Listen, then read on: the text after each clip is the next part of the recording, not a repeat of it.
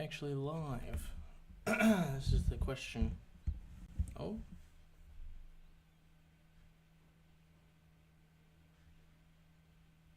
How does the audio sound? Holy Jesus. Oh, he dropped it. I'm aware that I'm starting late.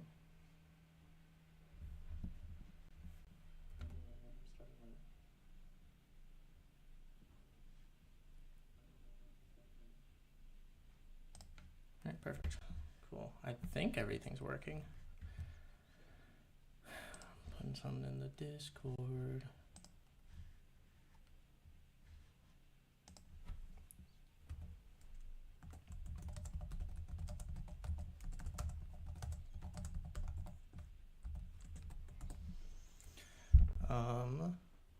Alright.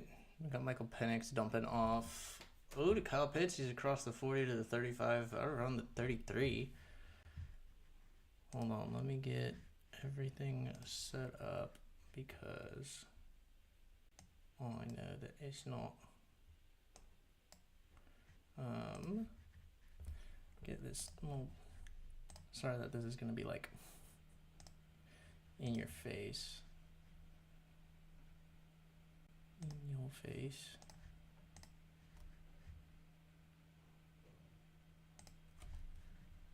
It's gonna be a little big.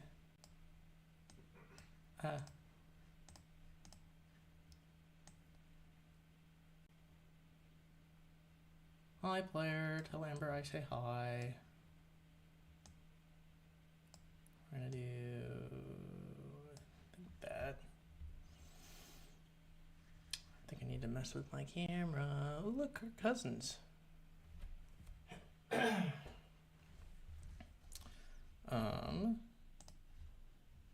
Another image. Get these teams in here. Kirk Cousins is watching from the sideline. We got Atlanta driving down to the 33 of Washington. 2nd and 9. Penix drops back, fires, complete to, is that Pitts again? It is Pitts again for about 4 or 5 yards. There were some crazy games, depending on your definition of crazy. She can type now. Yay. Yeah, I didn't have the stream scheduled in case I wasn't able to figure out some of the details of the stream.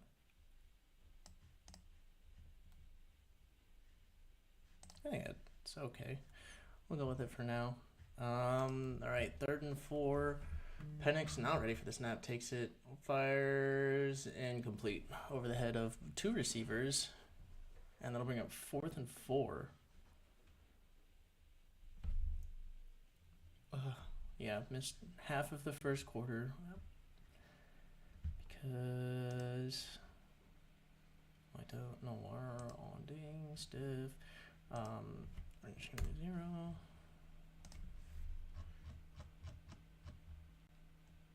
Go with. I'm crazy.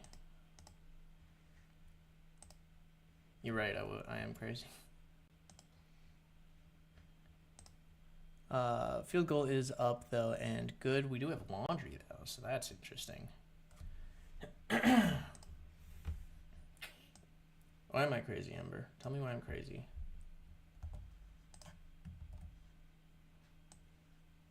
I do this, and then change this. That's not what I want.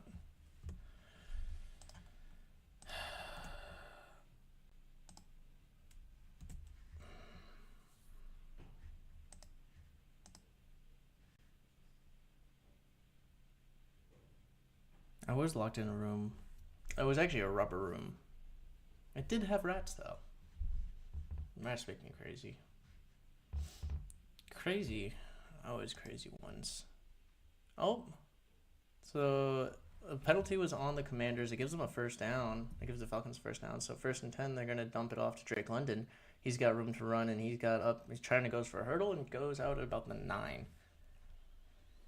Why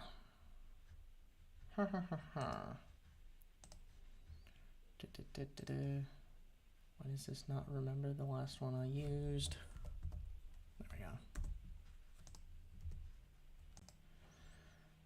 this one. What about there? All right, almost done. Almost done. So first and 10 from the 10. So first and goal. Penix is gonna hand it off to Bijan. Bijan's gonna make a couple guys miss, and he's gonna get about 4 yards. This is where they'll mark him down.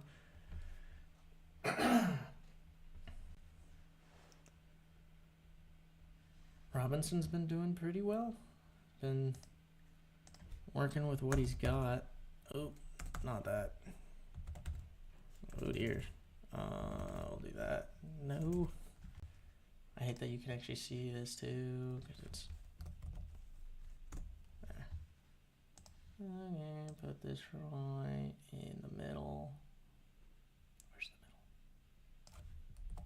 There.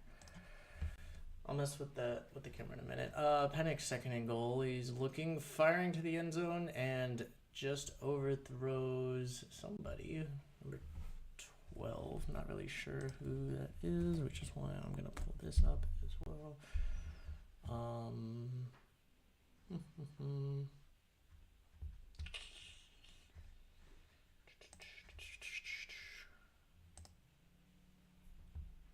So we got third and goal from the 6. Who was that? Oh, that was Kadero Hodge. That's who it was. Oops, wrong one. Pull this up.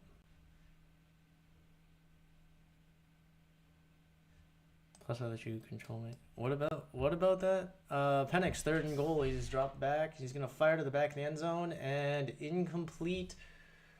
But there's a flag. It was intended for Drake London. It was broken up. It's Davis on the coverage. They're gonna get him for pass interference though.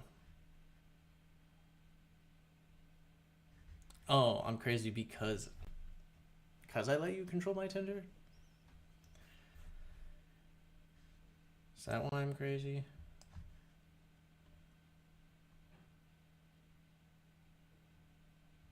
Well, I don't want that because that's gonna kind of okay. How do you do this? No. I'm just gonna cover it there. All right. Wildcat Bijan Robinson takes the snap and he walks in. So we got even more points. This also needs to be updated. This is 7, and this. Let's move this over a little bit. It's too high.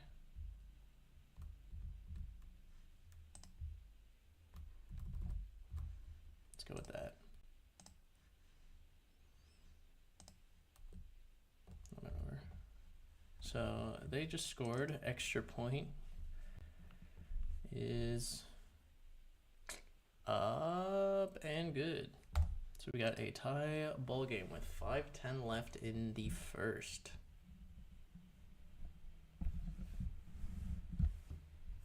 How do I sound? Am I quiet?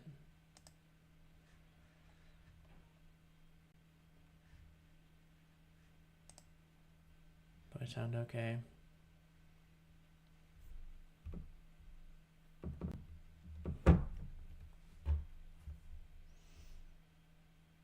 Got a commercial. I'm quiet. Let's go with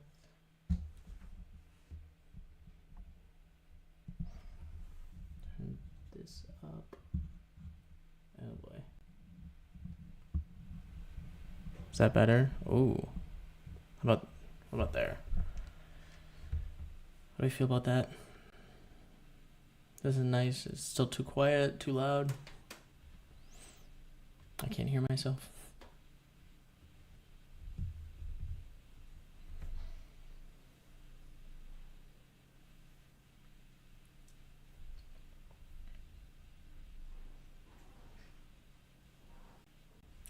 Okay.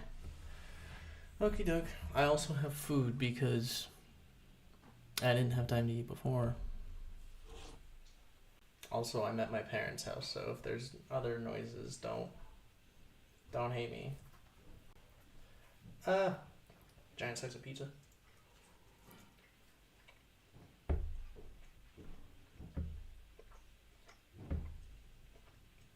are we doing? And toss this in the microwave.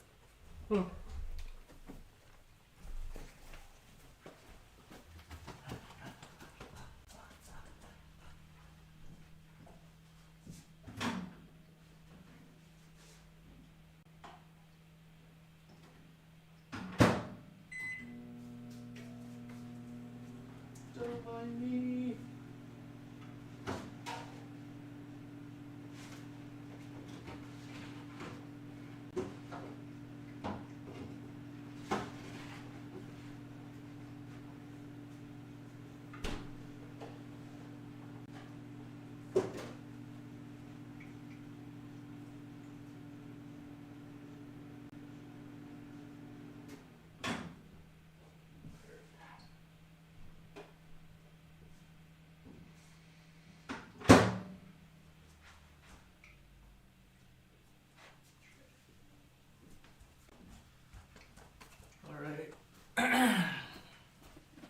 And we're back. We are back. Remind me, I got product placement. Just kidding. So kickoff is down for a touchback. So the Commanders are going to get their second possession. Pardon me. Let's see what we got here. I want to look back. Okay, so it was an interception on the first drive. I haven't obviously seen everything because I was busy setting this up. We had a handoff to Brian Robinson. He barely gets back in the line of scrimmage, and it's going to bring up second down because literally just got nothing.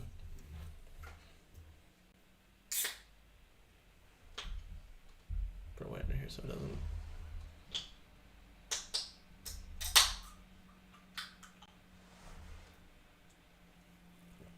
All right, we got Jaden Daniels in shotgun. Looks like Brian Robinson to his left. He's going to fake the handoff to Robinson. He's looking, rolling left, dodging, and he's going to get taken down by the ankle kind of awkwardly. He bounces right back up, so he's okay. Bernard on the sack. Yes, it did, and players said that before I even got to see it. And I'm not even streaming this time. I'm actually watching on NBC, so. Funky. Yeah, he did get kind of wrapped up weird, but also it's Jaden Daniels. We've seen that his body looks, the joints get a little funky. So 3rd and 23. He's going to roll out right, and he's just going to dump it off to 14. He's going to get up to around the 29-yard line, and that's going to bring up 4th down. 14. Who's 14? Zacchaeus. Who was the one with the touchdown? See, I knew who it was, just couldn't think of the name. So we got 4th down. Actually, I'll wait. I'm hungry, and I eat a lot. You're good. It's only like 5 seconds. It's like, because you said that right as the ball was snapped, pretty much. So most likely, if something happens, I'm gonna be looking at the screen anyways. Clock running. We're down to 3 minutes. And we got a punt away. Gets away cleanly, and that's going to get fielded around the 16. He's got room up to around the 27, 28-yard line. And so that is where the Falcons will take over.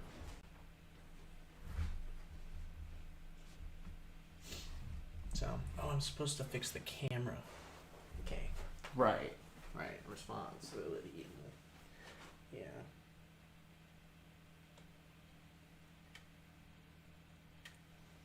How does that look? Is that better? Is the scoreboard like less on my face?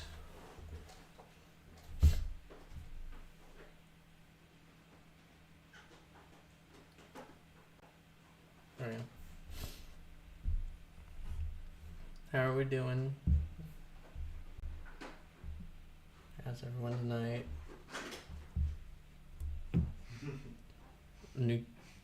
Oh, that one. Crazy.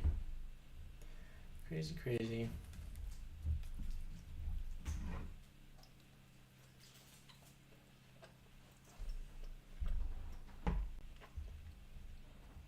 Hey, who'd you think I was talking about?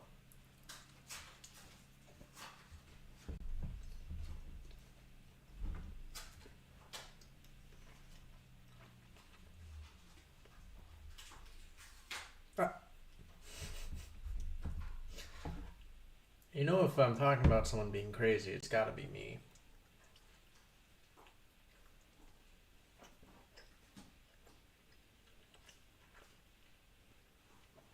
Again, apologies for me eating. I did not have time to eat before because I was trying to figure out where to set this up.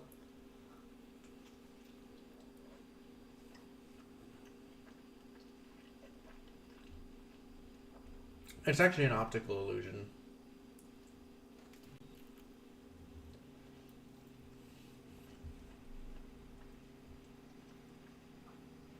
You know, it's completely rubber.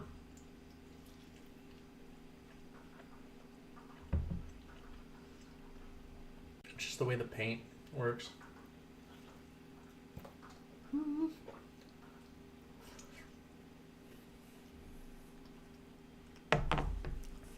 No, they wouldn't give me access to a green screen.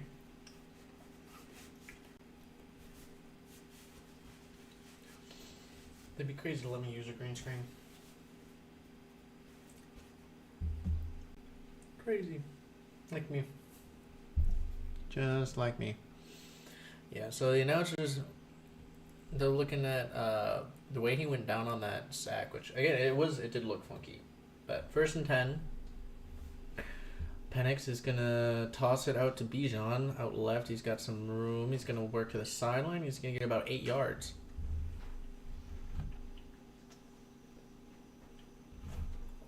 Whew. They're not real lights, guys. They had a mural painter paint the rubber walls. So none of this is actually real, except for, like, the chair. Everything here. The background isn't. This is all actually just a wall. It's one solid wall. And by solid, I mean rubber. That looked like a false start, and they got him on one. So we got more laundry, because, yeah. Yeah, crazy person you would lock in a rubber room. So. It's almost paradoxical.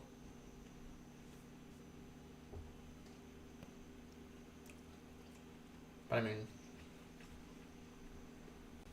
what kind of person do you expect to put crazy people in rubber rooms?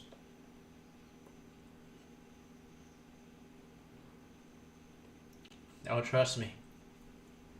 They're here. Anyways, 2nd and 7. After the false start, they're going to hand off to Bijan. He's going to get just a yard after breaking tackles, so defense is holding strong both ways.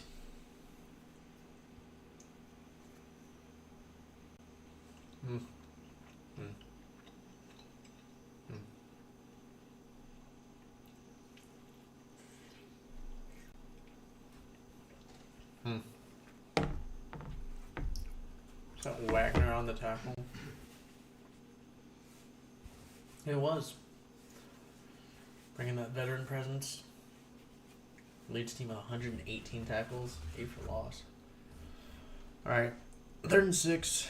Penix drops back. He's going to fire deep left and overthrows Bijan. Who's at the top of the screen? I see it. What, this thing? This thing? God, I hate things being reflected. This thing or this thing? Or, fuck. This thing.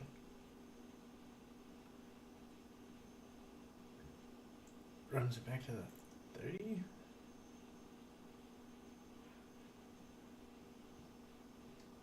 What? Punt is away. So we're under a minute left in the quarter. He's gonna field it, drops it at the 5 actually, picks it up though. He's across the 20, gets up to around the 27 and a half. Solid return, 22 and a half yards, 22, 23 yards. What thing are you talking about? This? Or this? Or is it this? This one is the easiest to explain. Then that. This one's not really that hard to explain. But in order of difficulty, the overall guy. Oh, him? It's. Is that really Amber? Is that what you were? Is that what you didn't like? Was that what you're talking about?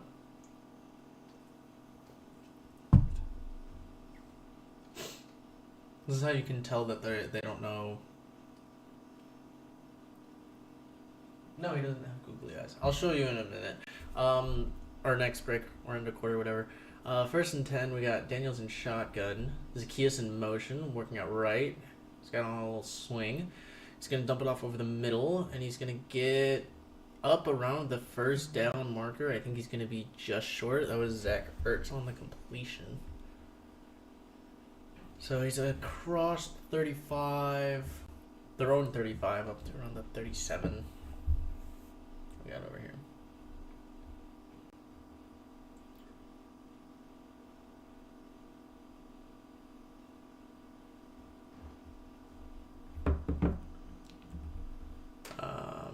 So they do mark him about a yard short.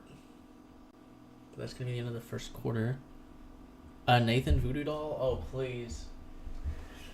I liked it. Not have I know, but it's just I'm not home. Or I am home. I'm not. Yeah, I'm elsewhere. And obviously Josiah is not here because he was in New York for Nebraska's bowl game, playing with the marching band, as he does. So he just has been busy this week.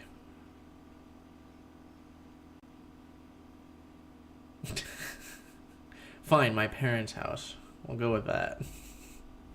That's, I guess, a more satisfactory answer. But yeah, so this, if you know college football at all, or just Nebraska, is Lil Red. He is one of the Nebraska mascots. He doesn't have googly eyes, but yeah. He's actually most commonly interpreted as he's usually inflatable, like an inflatable mascot. But yeah, apparently Amber and you hit it more when it's closer.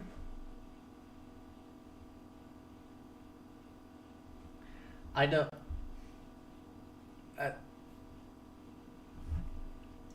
Hold on. First of all, I gotta just jump scare Amber. We got pins. What? Do we have pins? For what? People are telling me I should push it in case it's booted off. No.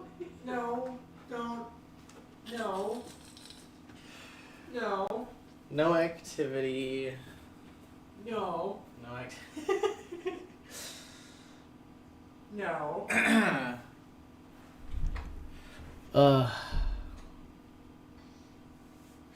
Listen, if it's a voodoo doll and I throw it, theoretically Nathan would also be thrown, so. Get a little fun action shot. Oh yeah, we should address this, I guess. So Commanders clinch with a win, or Tampa Bay or Atlanta lost next week. Oh look, it's Josiah.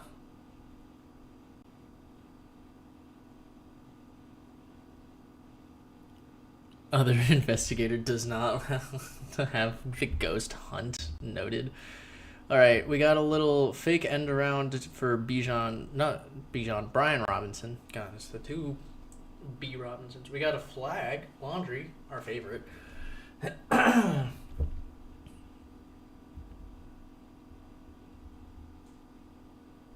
See, I tried asking, they didn't answer. Holding on the defense?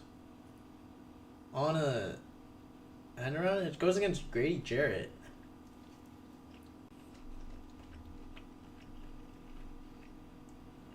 Oh, yes, for anyone who needs Laura Amber is lay pissed because it's ESPN screwed her in fantasy. Jaden Daniels is going to hand off to Brian Robinson. He's going to get 1.5 yards. Bless you. Distant sneeze.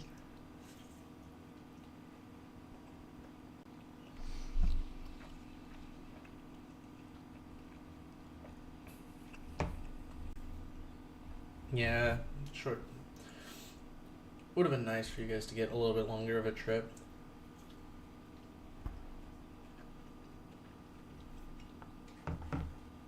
Yeah, I think Commanders' run offense is what struggled a lot. 2nd and 9. Motion in Zacchaeus, drops back, he's looking left, he fires, and he's got a man open for about 6 yards. I can't see who that is, but that's going to bring up 3rd and short. Oh, it was to Terry McLaurin.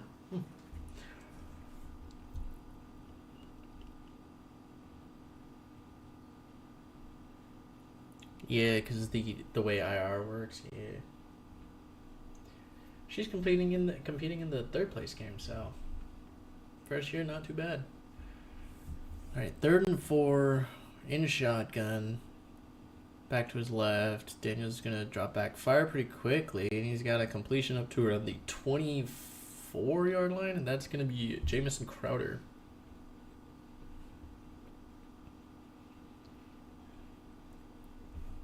But hey, you're in the fight for 3rd place. First year, not too bad.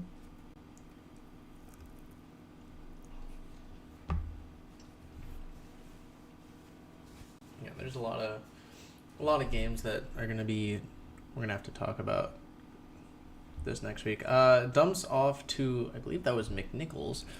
Just gets back to the line of scrimmage, so it's gonna be 2nd and 10.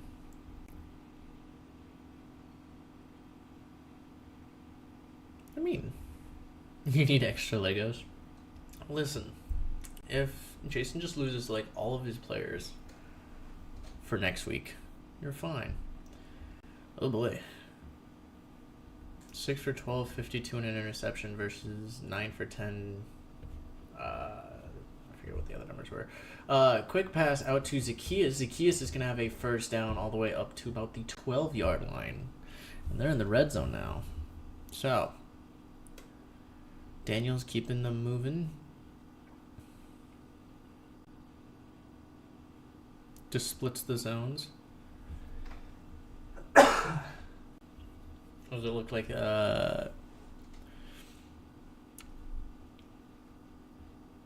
What is it, man? Maybe it was man. I don't know. Amber, wouldn't you be the one to know how to do that? Yeah, Daniels in shotgun, man in motion. They're gonna fake the handoff. He's gonna keep it dancing around and not gonna get anything. But we got 2 flags coming in at the end. The end of that play. What are we gonna have? Holding on the offense. So Washington is going to back up, but they don't lose a down. Which I think is a little bit curious in this instance, because I feel like getting yards hasn't been their issue. I don't know. They've moved it pretty easily. I think with just the 1 punt. Is that uh-oh? Or you? All right. Yeah, I see the Daniels throws an interception right at the 20. Yeah, I see. I see. Throw it right to him. It was a floating linebacker. There was Ellis. I guess just didn't. Yeah, he was just floating over. Thought he had Crowder on a slant. So that's. Now we have a turnover each way now.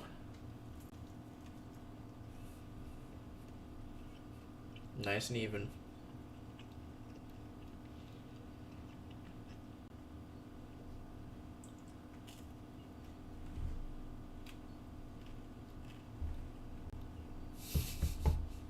What, him going uh-oh and then saying you'll see?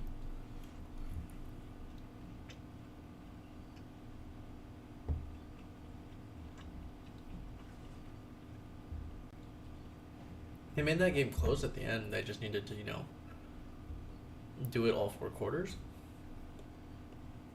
Which I think is something LaFleur spoke on, was them not really playing 4 quarters of complete football.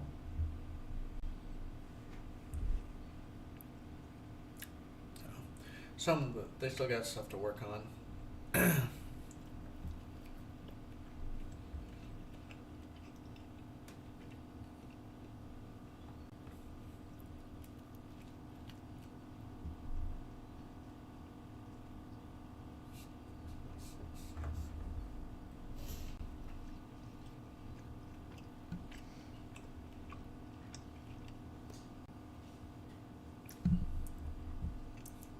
Why? Nutting noises, really?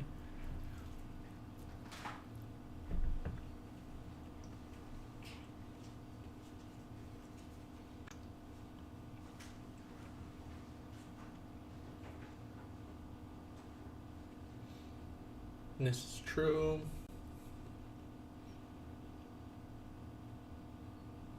There was the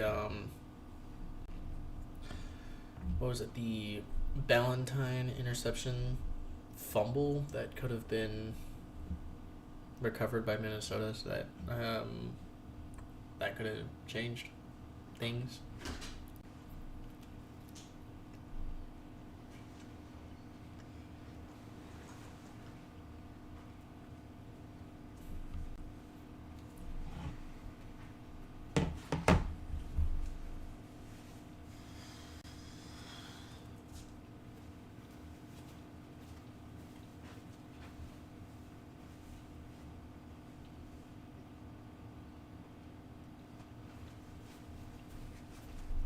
Alright, 1st and 10. Got Penix, hands it off to Algier, and he's going to get up to nearly 31. It'll be 2nd and 2.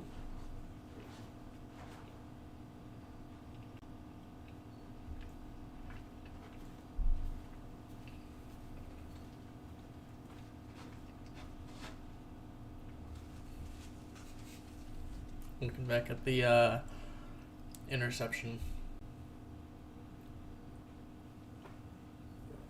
It was not a good interception, but also I didn't see the Penix one.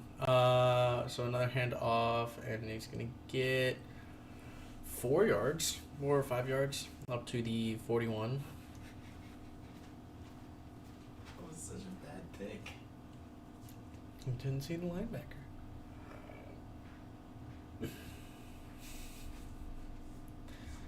Alright. Interception was his first of his career. Well, I think, yeah, because I think Ellis is generally more of a pass rushing linebacker. Maybe. Just barely misses him. Oh no. Oh no. Deep ball to Mooney, maybe. Play action. Yep. Deep ball, not to Mooney. Intended for Hodge, just overthrows him. Listen, clearly the problem with Atlanta is that they only really play very well when they have the throwbacks. So clearly, they should just always wear the throwbacks. Clearly. Falcons? Yeah. Yeah. Clearly, they just need to wear their throwbacks because that's when they play the best. It's a look good, feel good sort of thing, and they don't look good. Ugly uniforms. Alright, 2nd and 10 from the 41, their own 41. We got Penix and shotgun. Barely gets off the snap. Fires out left, and he's got Drake London for completion. He gets pushed out. Falcons looking for a penalty on a late hit, but it was pretty clean. Kind of just fell over. Nice little out route. Clean as Martin on the tackle. Push out. Whatever. So it's a new set of downs. They're going to have it at Washington's 45 now. Alright. Hands off to Bijan. Bijan's going to try and make some room, and he's going to find some for about 5 yards. Beer? No, it was not beer.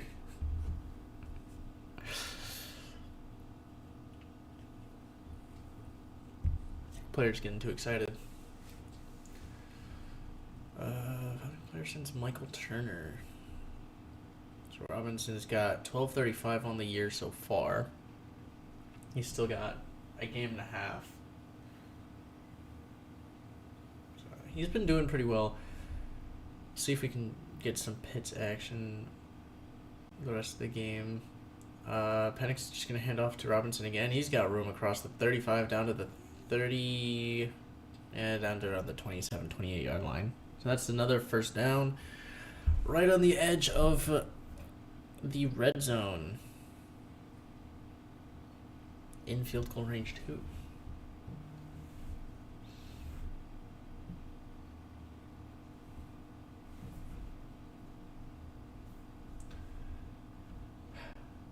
So Robinson comes off. It's 8 for 51 and a touchdown. So what is he averaging? Like 6.5. But they bring Algier in.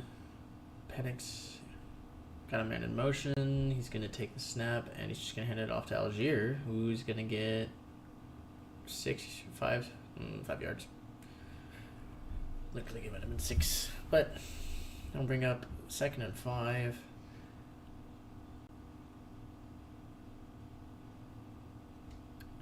Yeah. Alright. Over halfway through the second quarter. Got Penix coming in under center. You got 2 receivers at the bottom, 1 at the top. He's going to fake the handoff. He's got pressure immediately, and he's going to dump it off, and that's going to be incomplete, intended for Hodge, but we got Laundry again. Dude slapped his face. What are you talking about? Player, you need to stop being like 2 seconds ahead. Yeah, he went high. They got Fowler on a roughing the passer for going high and hitting Penix in the face. Can't do that. Really, just went to his face. So penalty is going to move the ball even more for the Falcons. So now they're really threatening. 1st and 10. From the 12.5 yard line. Just gotta stop looking at player. Alright, what do we got? 1st and 10, under center. Penix gets a man in motion, tosses it out to Robinson. And he's gonna get right around the first down marker. Player's being a little bit of a shitter. Saying fumble return for touchdown.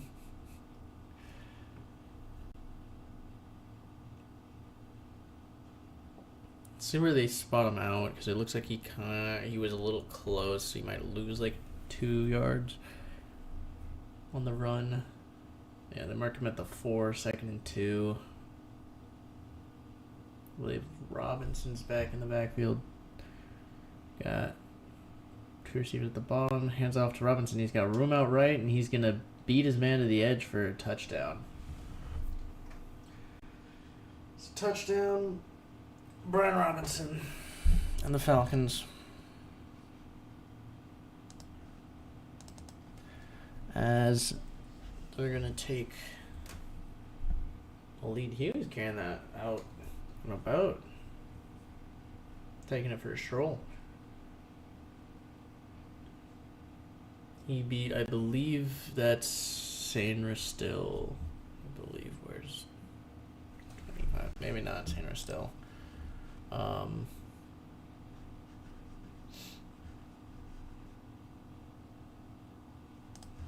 Look at it here. Can't look at it here. 25. Who is that?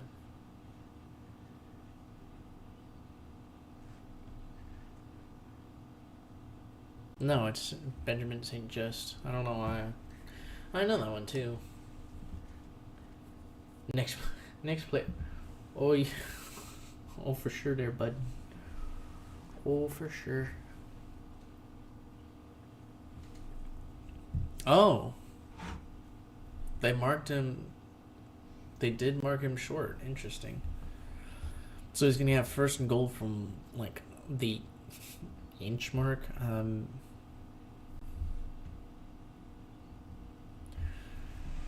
Not entirely sure how much further back they marked him.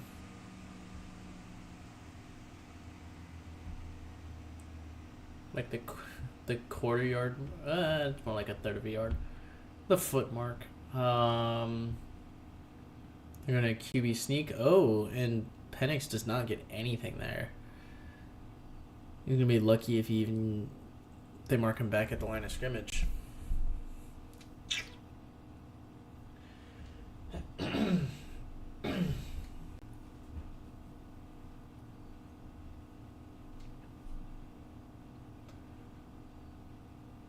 Yeah, he did not get anything.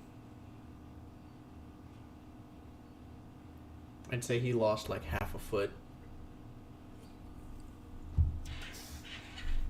Oh, they mark him back at the original line of scrimmage though. I had to back it up a little bit. They're going to hand off to Robinson off to the right, and he's going to stretch in for a touchdown. So now we have a Bijan Robinson touchdown. Now we have one.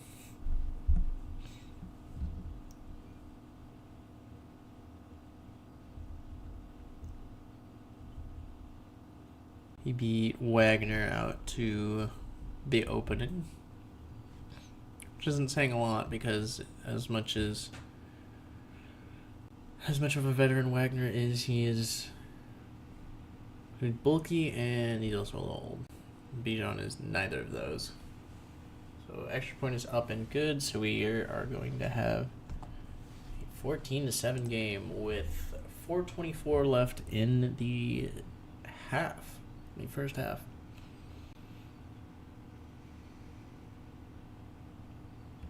Yeah.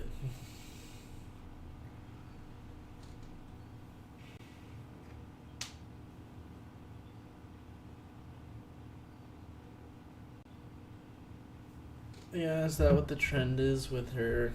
But let's take a look at Amber's bench. Just for shits and gigs.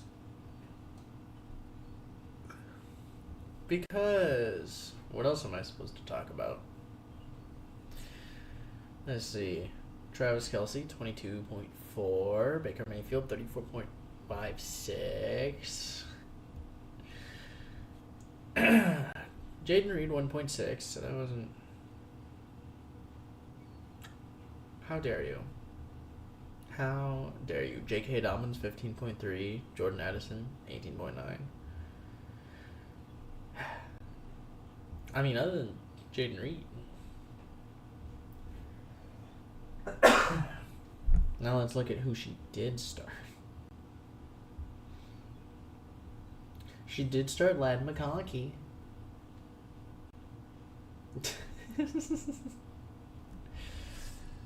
She did start Ladd McConkey. Unfortunately, that is her only player over 15 points. But hey, 105 on the week is not too bad.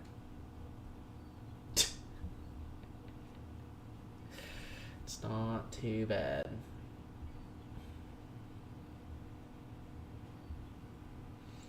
Not too shabby. Even though your defense gave you 0 points.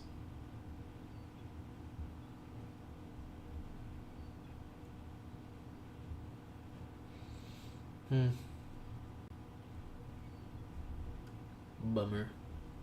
Tragic.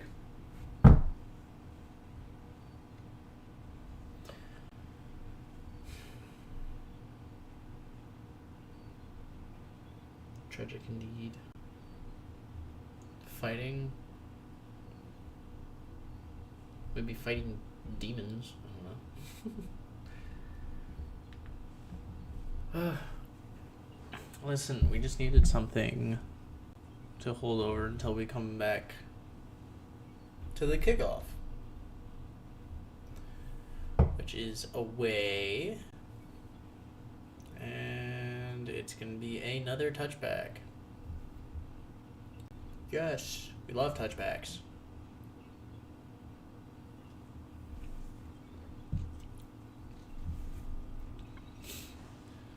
So we're assessing the read option game. Oh.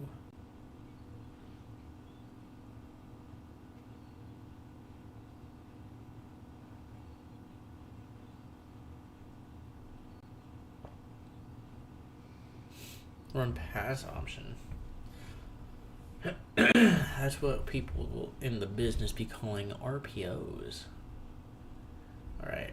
I got Daniels handing off. No, he keeps it. He's got room across the 40 to 45 to the 50 up to the 45 of Atlanta. And lots of room to run. Showing off the speed.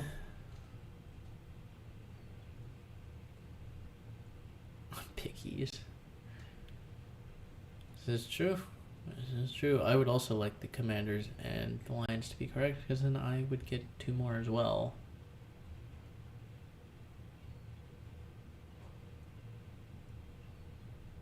Wait.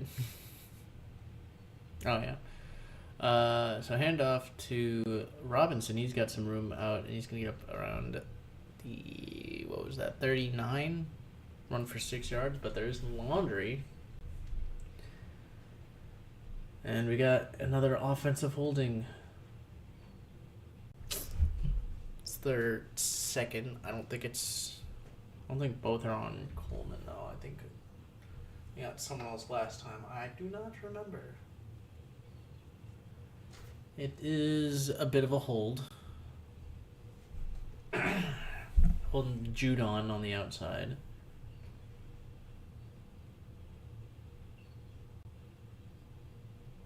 We got an injured Commander.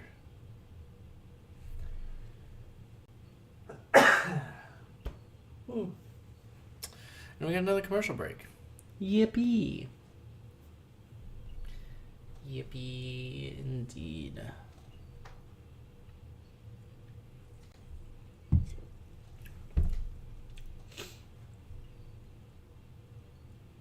So how have people enjoyed their Sunday of football? I know Amber's not going to be too happy because she's got her Packers who lost. What games were interesting? I mean, there was obviously something to talk about with the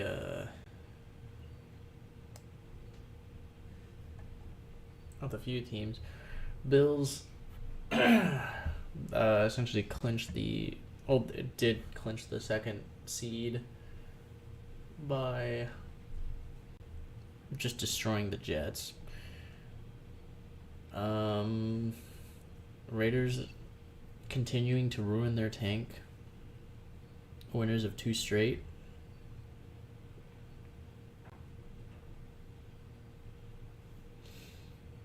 Going crazy. I mean, Tampa going crazy I don't think is necessarily new. They did that, 2 weeks ago against the Chargers, who no one really expects that sort of play against the Chargers, but that last week or 2 weeks ago?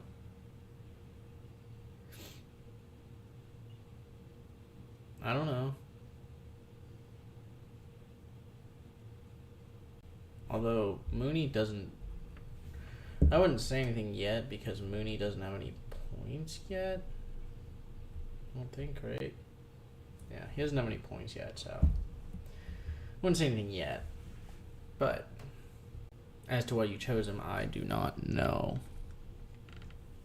Because I have not trusted Devontae Adams all year. Who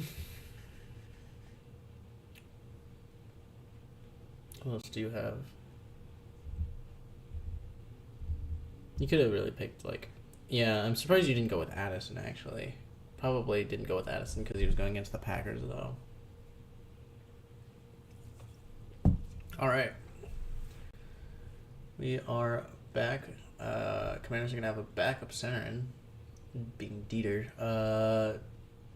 Daniel's dropping back, and he just gets hit from the left side. That's going to be Judon. He's going to be sacked. That's going to bring up 2nd and long. That was Mahomes. That would be a penalty. Yeah, sure, bud. Whatever you say, bud. It was a clean hit. It was... Just didn't see him. Nothing egregious. Basically a free rusher.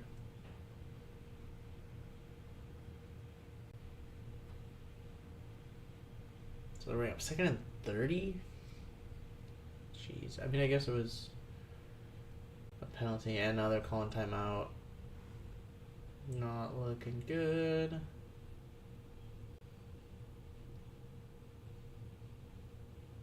Not good. A lot of mismanagement this week. What other games? While we wait for the Commanders to come back. Yeah, like mentioned, the Buccaneers popped off, but they just have a really scary offense, and Mayfield had technically a perfect day. 5 touchdowns, only 5 incompletions, 359 yards.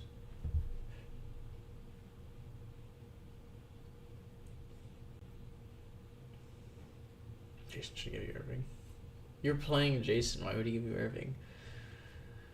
Right, Daniel's alone in shotgun on 2nd and 30. What are they going to draw up? Try and get some of these yards back. He's going to roll out right, and he's just going to throw it up and out of bounds. So they'll bring up 3rd and 30. Clearly was not a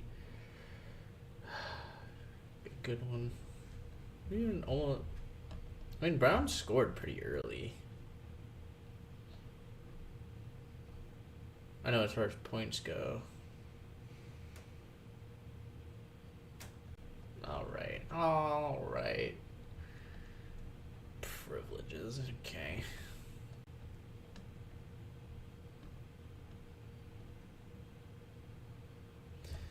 All right, dumps off to Zacchaeus. He's going to get maybe 10 yards back. And I think they're going to let this run down to the 2-minute warning, as it's going to be 4th down for Washington.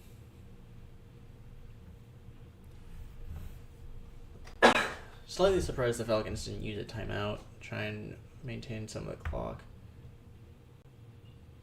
They really shouldn't punt this before.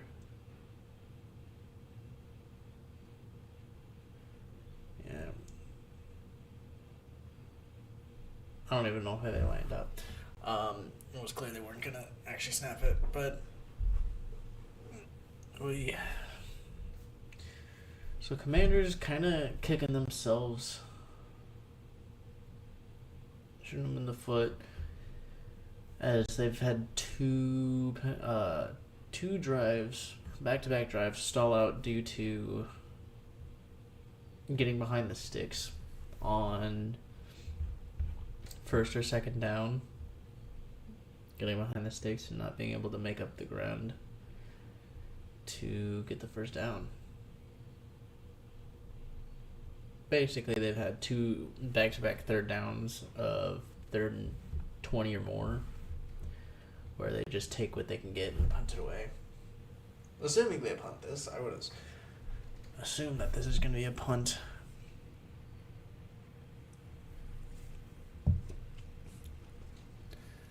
What other games were there? I'm trying to stick to Sunday games because if you can pack every game, that's just going to be... Well, there's so much. That Giants-Colts game was... That's not the way I thought the Colts would end their season. I'm not surprised they lost. I'm not super surprised they lost to the Giants.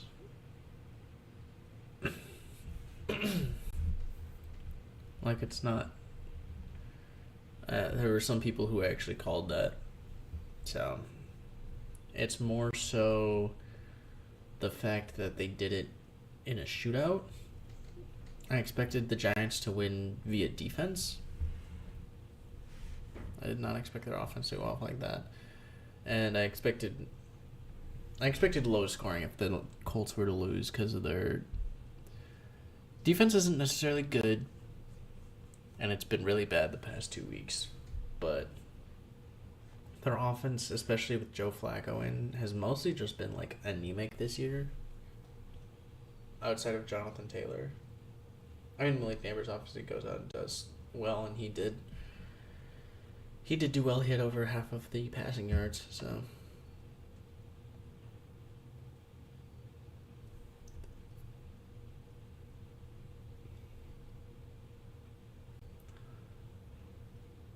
What we got? Come back from the 2-minute warning.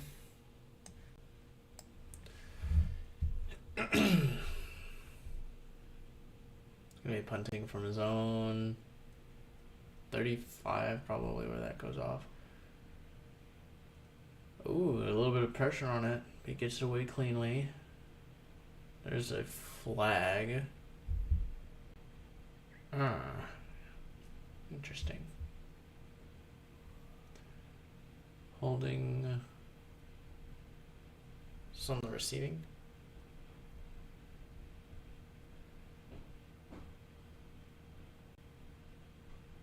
That's going to be against the Commanders, so even more penalty yards.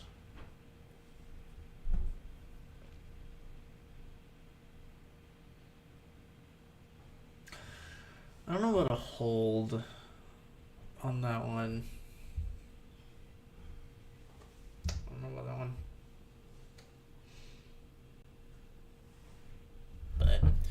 But Falcons will take over 1st and 10. Minute 53 from their own. What is with this camera angle? 28. Tosses it out to Bijan. He's got some room. He's going to cut through up to the second level and down now around 9 yards. Tackled inbound, so clock will run. So they're going to probably try and keep it a little up tempo.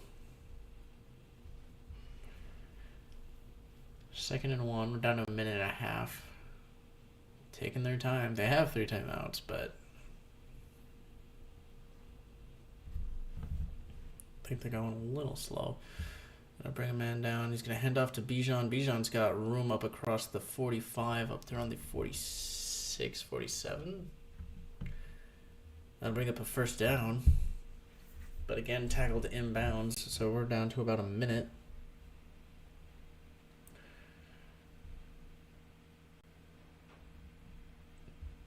Going a little bit more up tempo, down to 53 seconds. He's dropping back, he's firing, and he's got Drake London out at around the 37-yard line. So now the Falcons are encroaching on field goal range, and I believe he actually got out of bounds. Keep cutting back to Kirk Cousins, just staring from the sideline with his helmet on, hoping and praying.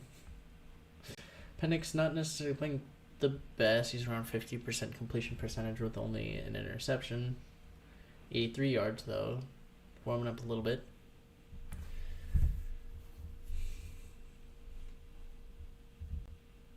All right, 1st and 10 from the 36. 46 seconds. Penix in shotgun. He's going to drop back, fire quick out, and he's going to have Mooney up to around the 22-yard line. That's another set of downs, and clock is going to keep rolling. Atlanta still has all 3 timeouts, but they haven't used one. They marked him down at the 24.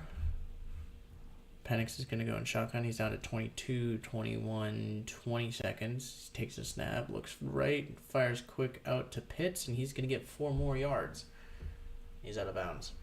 So now you have 16 seconds, 3 timeouts, 2nd and 10 from the 20. Nathan's in call. Am I testing it? Is this a test?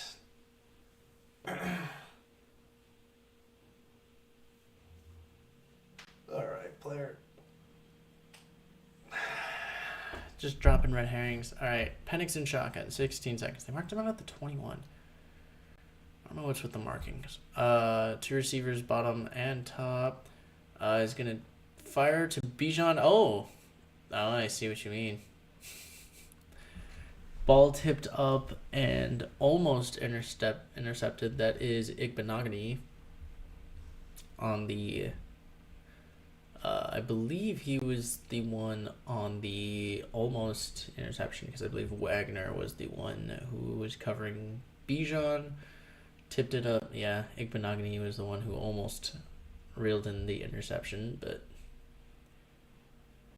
just could not get his hands under it. Or I guess keep his hands under it? I don't know. Couldn't squeeze it. So now you got 3rd and 7 from the 21. 11 seconds. Still all 3 timeouts. Falcons dropping back. He's just going to fire to the end zone, and he overthrows Drake London. So that's going to bring up 4th down with 6 seconds. I don't know. I still don't like the fact that they're going to come out of this drive not scoring a touchdown and still all 3 timeouts.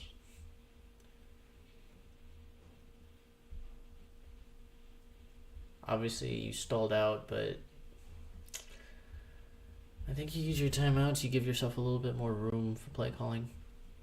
But it's going to work out because you're not going to leave the Commanders with much time. Kick is up, and good. That is good. So they're going to go likely into half. I also did not change this. Apologies.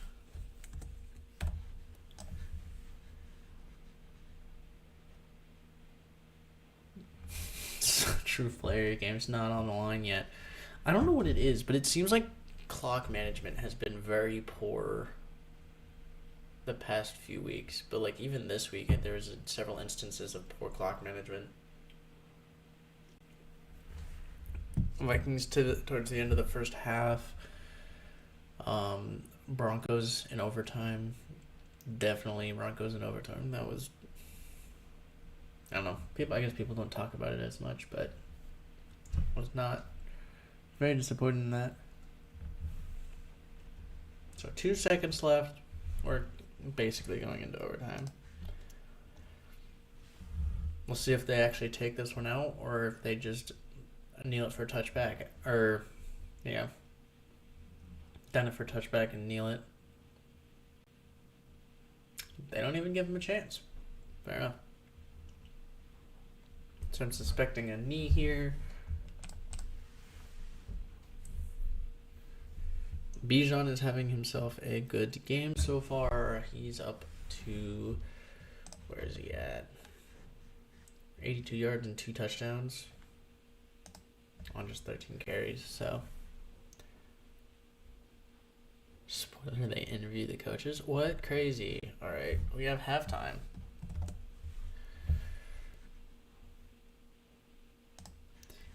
He doesn't have anything to really stream, and he's also amidst coming back from the bowl game he was at.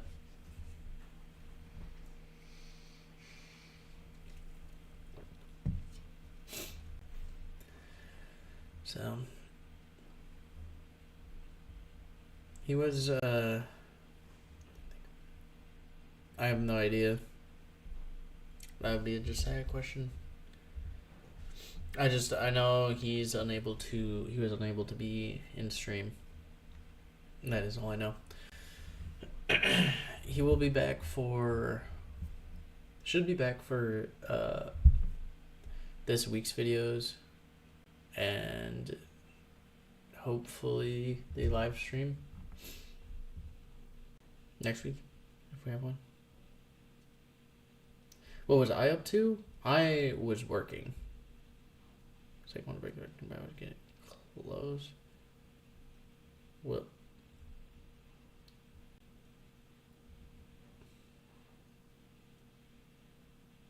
Yeah, neighbors pop off and catch up. Oh, neighbors, like Malik neighbors, not. Your spelling really confused me. I work just at a local pizza place back home, so. No, we're great, but it's just tough to get some extra cash while I'm home.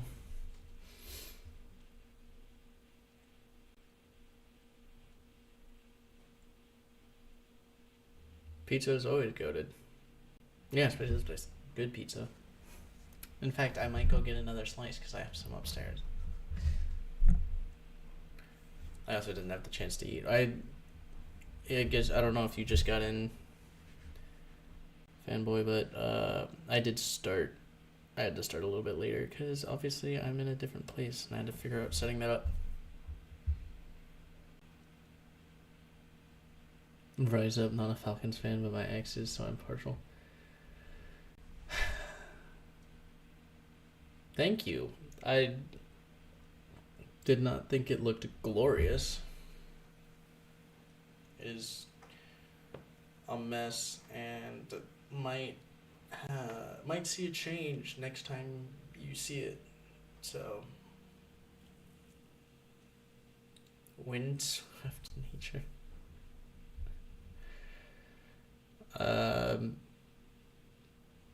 Yes, this is just how it falls.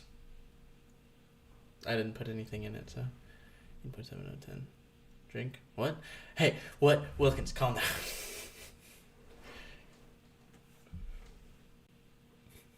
Yeah, lighting, the different background, different setting.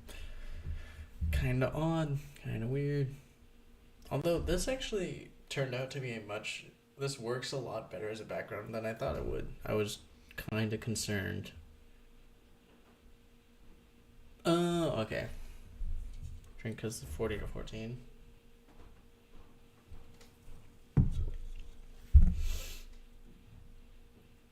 Yeah.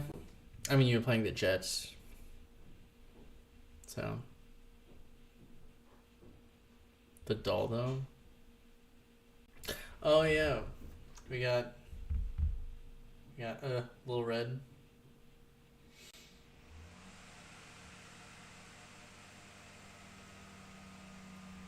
Okay, bye, Wilkins. Have a good night. Thanks for popping in. It was the hopeless Jets. But hey, still a division opponent, and they still clinched that second seed, so worth something. Worth something indeed.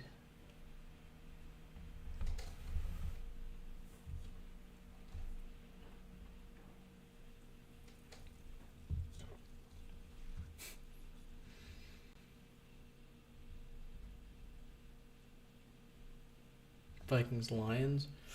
It should be, that's for sure. Let me look actually at what we got scheduled next week.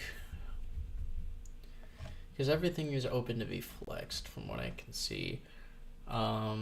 Sunday night shouldn't be Ravens Browns, shouldn't be Bucks Saints.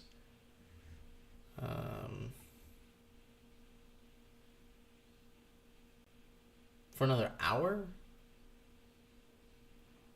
Need Nathan yeeted. Give me a sec.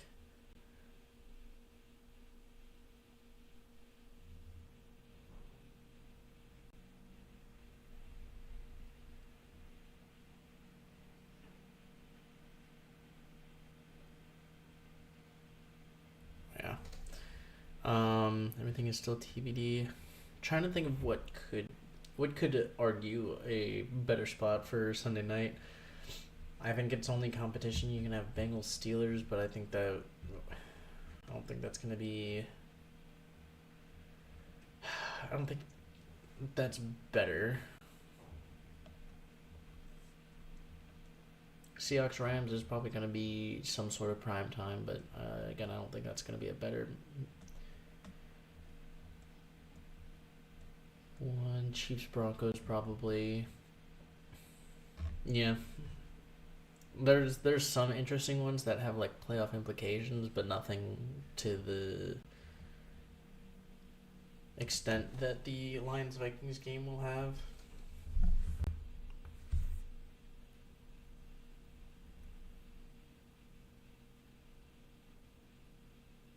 The Bears Super Bowl. What, playing the Packers? Texas Rams will probably be one of the two Saturday. Yeah. Because they're not even gonna have a Monday night. Yeah, so I would say Sunday night probably Vikings Lions, and then Saturday. What were the Saturday ones this week? That'll give me a gauge of where to put what. Saturday we had Chargers, Patriots, Bengals, Broncos, and Cardinals, Rams. So the Saturday night will probably be. I could see that either being Bengals, Steelers, or Seahawks, Rams.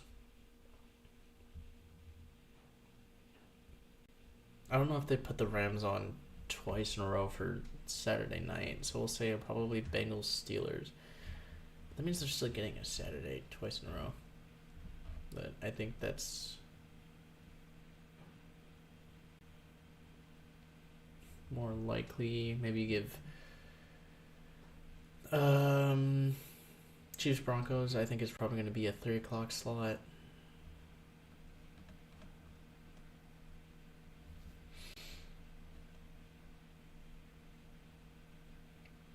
I think Seahawks Rams probably ends up in a 3 o'clock slot.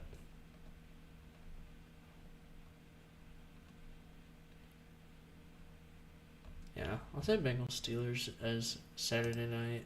Oops, that's not what I meant.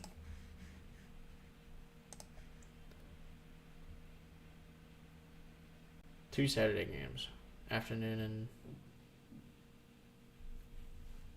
13 afternoon, 1 Sunday night.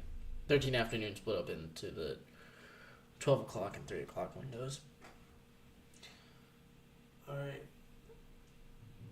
Looking at AFC scenarios. So there's only 3 to be played for. And then NFC.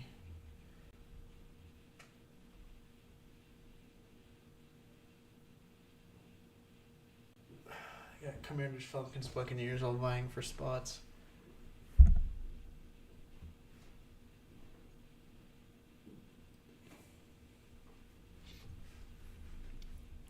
So yeah, 2 Saturday games. I feel like Bengals Steelers is going to be a Saturday game, but I could be wrong. I don't know if they do I don't know if they would do teams on back-to-back Saturday night games like the Rams and the Bengals. Because Rams and Bengals, I feel like, would make for good, I guess, prime time or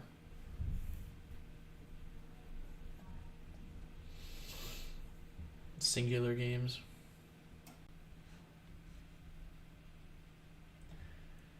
Like Bills Patriots, you can throw probably like a noon slot. Chargers Raiders, you probably throw into a 3 o'clock slot on Sunday. Jaguars Colts probably noon.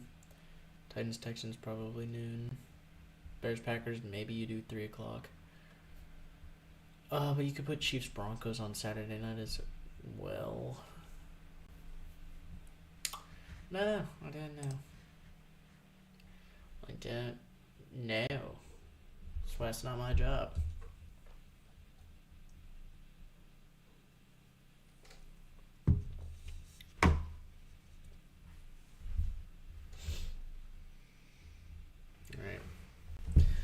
Well, I guess I asked this earlier. Fanboy, how did you enjoy Sunday's football games?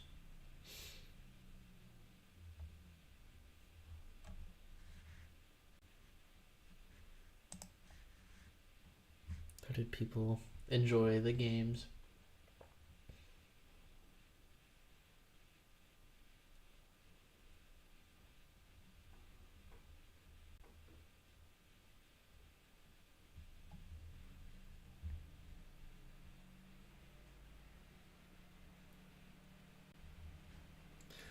Goofy commercials. What games? Alright, let's look at this week's games though. Look back at this.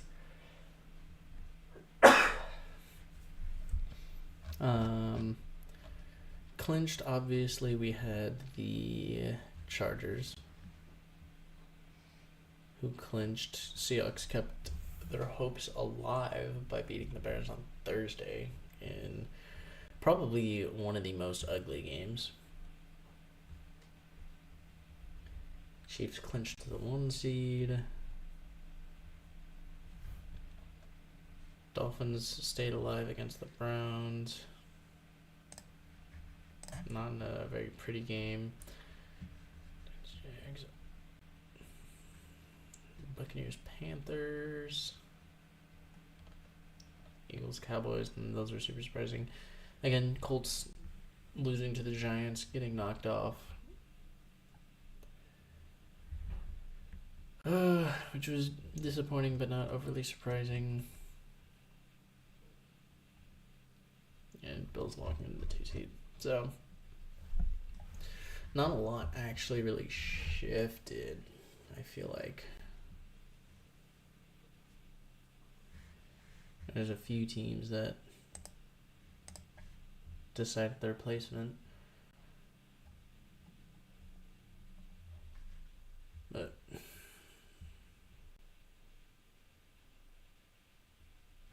we coming back? Looks like we're coming back from halftime. Thank goodness, because I had no idea what to talk about anymore. Oh god. Alright, kickoff is away. And Commanders really need to look at getting some points to get back into this one. We got McCaffrey going all the way up to around the 30, maybe 31. I think that is also the Commanders' first kick return. First kick that was returnable, too. Largest halftime deficit this season. It's only 10 points.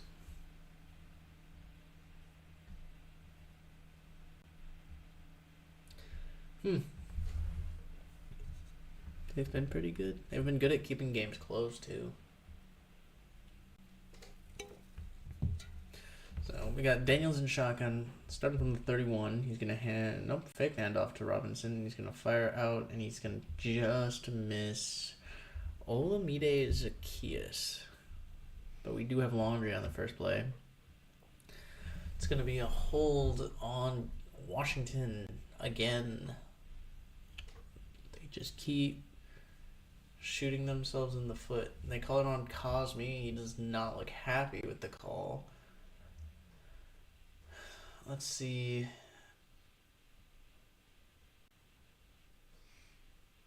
I mean, I don't know about that one. I don't know about that. So, 1st and 20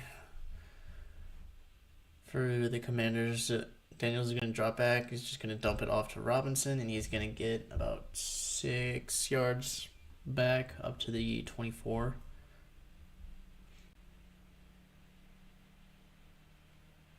So I guess it'd be 5 yards. Yeah, 5 yards, 2nd and 15. You're going to have Daniels alone in shotgun. He's got 3 receivers to the bottom of the screen. Falcons look like they might drop out of pressure. Daniels escapes, and he falls down around the 20, so that's going to go down as a sack. Commander's not doing well when pressured. When Daniels is pressured, the offense is not doing too great. he was about that close to staying up, but he couldn't get his balance back. So 3rd and 22, Daniels pressured again, and he's going to go down at the 15. So straight backwards, but we have laundry this time. Couldn't see where the flag was, so not exactly sure what we're looking for as a penalty. Legal use of hands on the defense. That's going to be an automatic first down. So Commanders get bailed out after going backwards on 3 straight plays. There we go.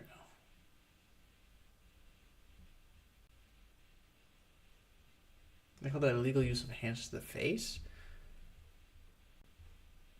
That doesn't seem right. But either way, Commanders get bailed out. They have the ball at the 24 now, and new set of downs with McLaurin in motion. Daniels is going to fire, and he's going to just miss Jamison Crowder, as that was just a little bit behind. Just a little bit behind. Couldn't get back to it. So bring up 2nd and 10.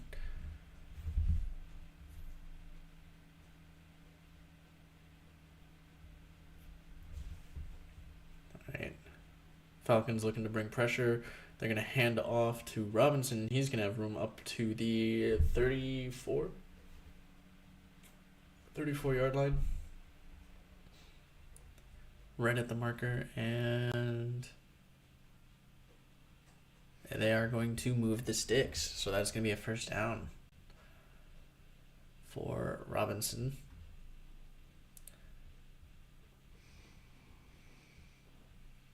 A little bit of luck.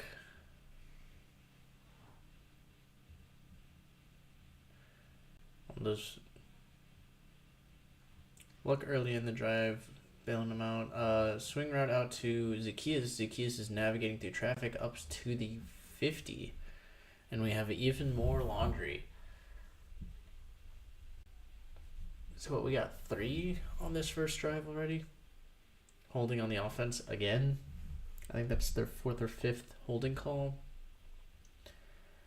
It's getting on KJ Osborne.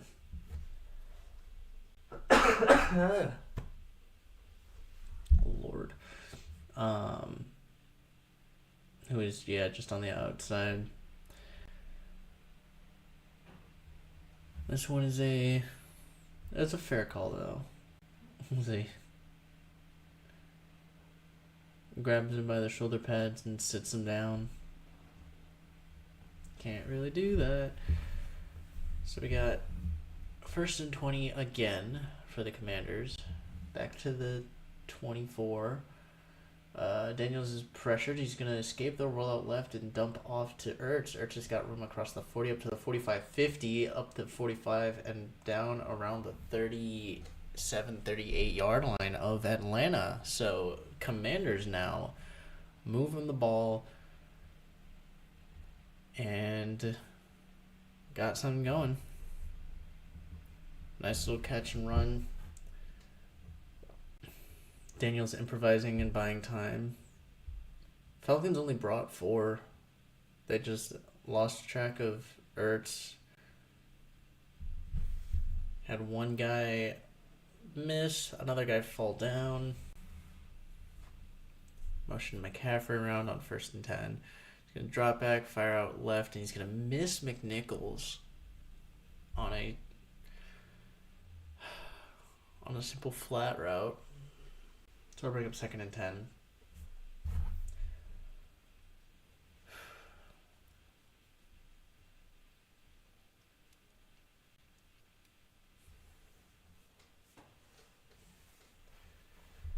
All right, 2nd and 10.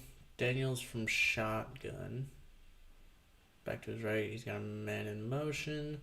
And he's going to hand off to McNichols, who's going to find about 5 yards worth of room.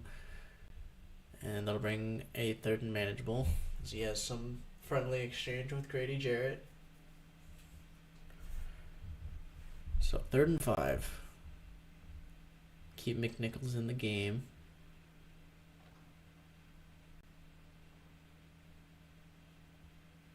But Daniels is alone in shotgun. And Falcons are spread out on D. They're only bringing 3. Daniels is going to try and run for it. And he's got the edge and he's got a first down up to the 26-yard line.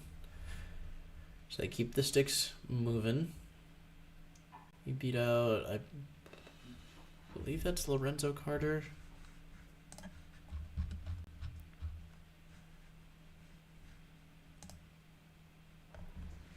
I'm highlighting Bates, but I think number 0 is Carter. If I remember correctly, which could be very much wrong. But it's not. It is Lorenzo Carter. Nice. Quick pass out to Terry McLaurin. Broken up by AJ Terrell, so that'll bring up 2nd and 10.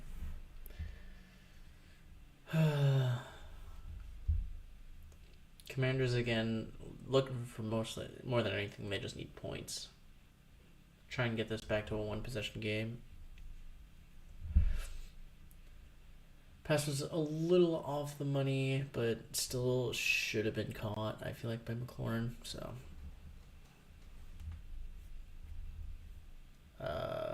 fake the run and throws again for McLaurin, who also can't call this one in. So that's going to bring up 3rd down and 10 on back-to-back. Incompletions intended for McLaurin. And this one, he just can't. Just doesn't get his hands on it all the way. Just a little far. Diving catch and he misses. So 3rd and 10. 10 minutes left in the 3rd. He's got it from the Atlanta's 25. Trips to the bottom of the screen. He's going to drop back looking left. He's going to dump it off to the running back. I believe that's... No, it wasn't the running back. It was Jamison Crowder. He's going to get 9 of those 10 yards back. And now the Commanders have a choice to make. We'll see if they'll go for it or kick the field goal here. Looks like they're lining up. No, they're going to keep the offense out on the field. We'll see if they actually go for it. Because they could just try and draw them off here. We'll see. It's a home game. Home crowd. We'll see if they try and draw him off or if they actually snap it. They do. They're going to fake the handoff, roll right, and he's just going to take it himself, and he's got the first down up to the 11-yard line. Just a little QB boot.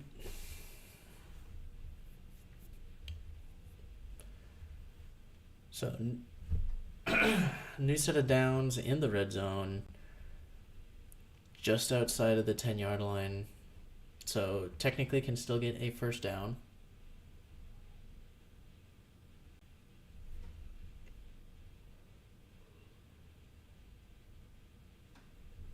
All right, 1st and 10. They marked one up to 12. Okay. They're going to hand off. This is going to go for about 3. Not a lot of room on the run. Robinson's hasn't been finding too much room, but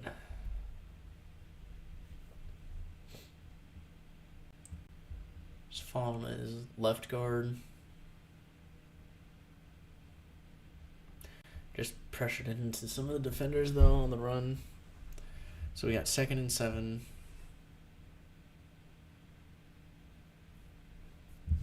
From the 9. Daniels in shotgun, back to his right. He's got trips to the top of the screen. He's going to look that way. He's going to roll out right. Chased by a defender. He shoves him out of the way, and he's just going to go out of bounds around the line of scrimmage. Maybe loses a yard. But couldn't find anyone and had some pressure from was that Bates?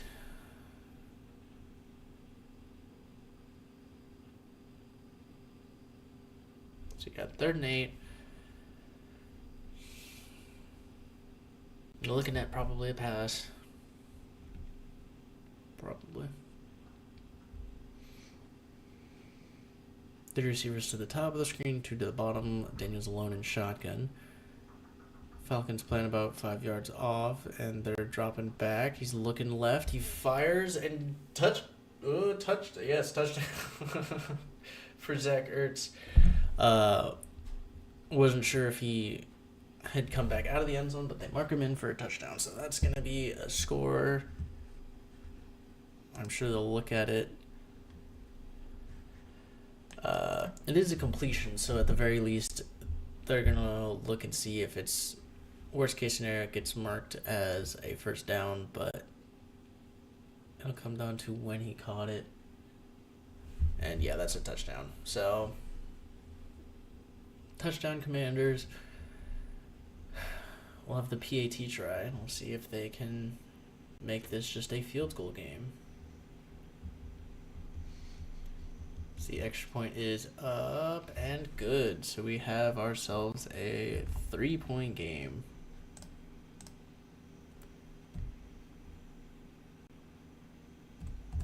There we go. Now the Falcons are 6-2 when leading at halftime. But I mean, if we look at let's look at the Falcons schedule. Especially their wins. Steelers, Eagles, Chiefs. A rough start to the season. But then since hasn't been it's been a mix of tough and easy, I feel like. Because they have points where they'll play like obviously play Carolina twice, New Orleans twice.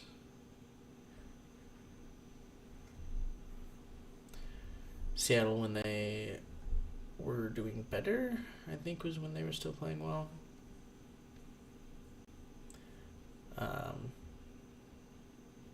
But you have like Tampa Bay, Denver, Los Angeles, Chargers,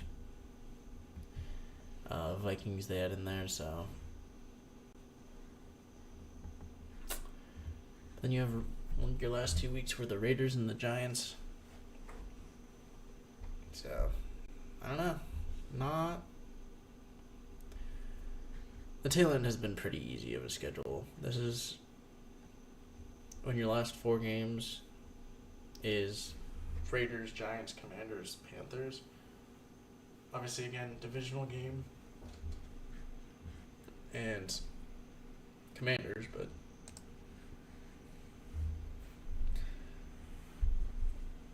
it's not super tough opposition.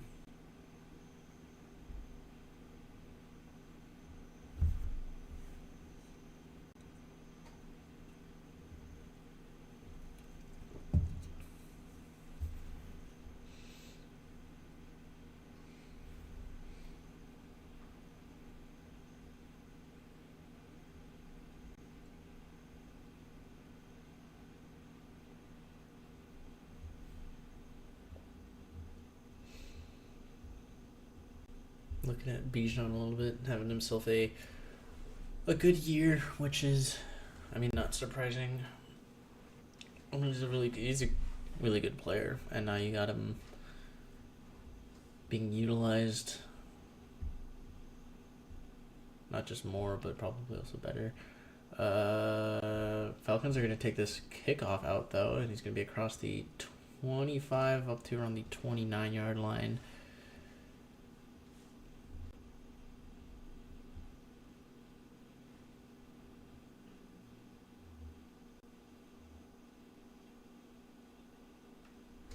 ...107 missed tackles forced this year.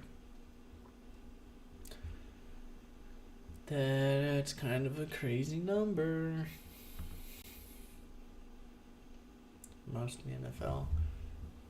He's having himself a year. Living up to the hype. Alright, handoff to Robinson. He's going to get back to the line of scrimmage, or maybe muscles for an extra half yard. Nothing more, though. So it's gonna bring up second down. Commander's just swarming him on that one.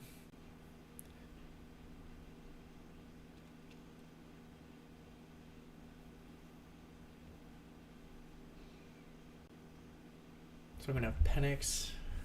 Looks like coming out in shotgun. He's got Bijan to his right. He's got trips. We've got a bunch of trips towards the top, but he's going to bring London in motion to the bottom of the screen. And he's going to take the snap. He looks. He's going to dump off short for London, and he's going to get spun down around the 30. Forward progress puts him up around the 35. So it'll bring up a third and medium, third and 4-ish, third and 4, third and 5.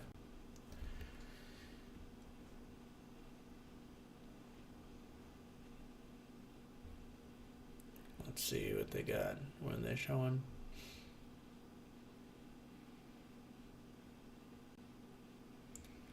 Penix and shotgun. He's gonna have a back to his right. Commanders look like they're showing pressure, and they're gonna only bring 4, but they're getting there, and they knock the ball out. Penix falls on it. We have Laundry. Ugh. A mess of a play. That's gonna be holding on the offense, though. I imagine the Commanders are going to, yes, decline. So that'll bring up 4th down. Look at this play again. There was inside pressure from Fowler, and he knocks the ball out of Penix's hand as he was getting ready to throw it. So that'll move him back. So that'll bring up 4th and 11 and the punt team for Atlanta. Exactly what Washington was looking for. Getting points and now a stop for a chance to take the lead with 5 minutes left in the third. Coming up, Washington.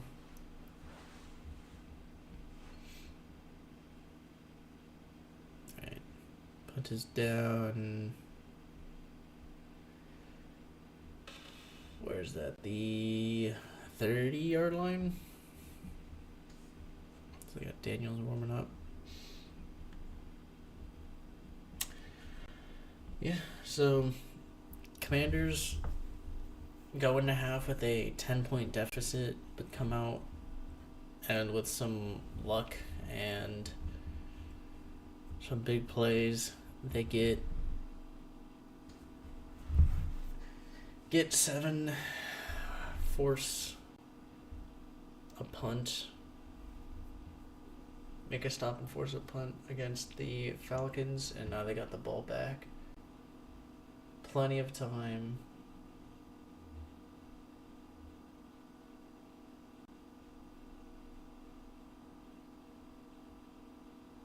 Oh dear.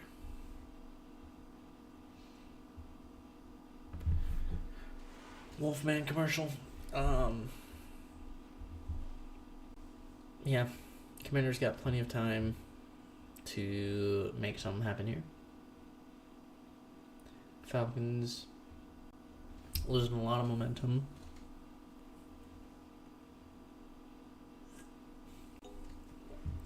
I mean, again, it didn't really matter if they did anything on that play anyways, because he had a holding call. I think it was with the penalty. Yeah, it was a holding call on Bergeron.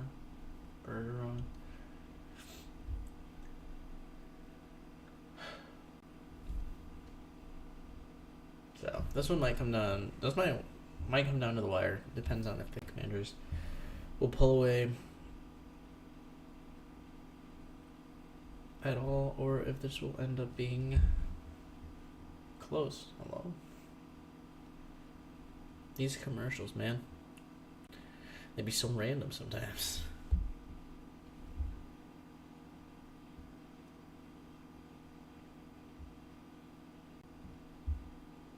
Amber's sending me TikToks.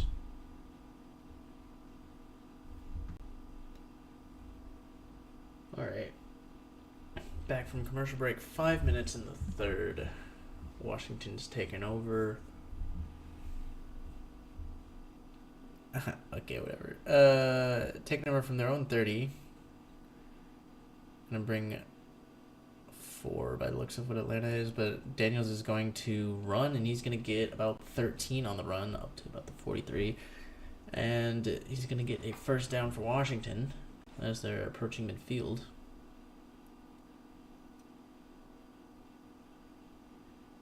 Just kind of waiting for the pressure, dancing around the pressure, and stepping up and running. So now you got trips to the bottom, back to his right. Atlanta's got 4 on the line, and there's a false start. Great. More laundry. Washington just keeps kicking themselves.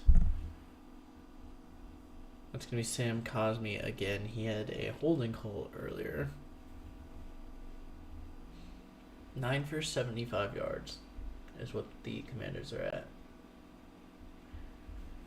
Not good, not good. So now you got Ertz and 2 receivers to the top of the screen. Now you got McCaffrey coming down. Daniels fixed the handoff, and that is thrown and batted down at the line.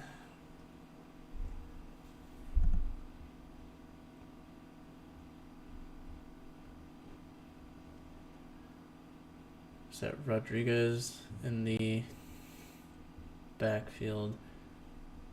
Intended for McLaurin by the looks of it. It's now 2nd and 15. Daniels has a back to either of his side. So maybe look at a run here. No, we're looking at a pass, but he's going to step up and run as he's up to the 45, makes a man miss across the 50. He's got a first down up to the 44 of Atlanta. Nice little scramble. I mean, if it works, it works. You bring in 2 running backs for extra protection. Really just he didn't get a lot of help on many of the blocks. Kind of just made it his own thing. Maybe a missed hold, potentially. But they're over 100 yards on the ground today. They're going to hand off and get 2 yards. That's going to be Rodriguez. I believe that's is it Malcolm Rodriguez?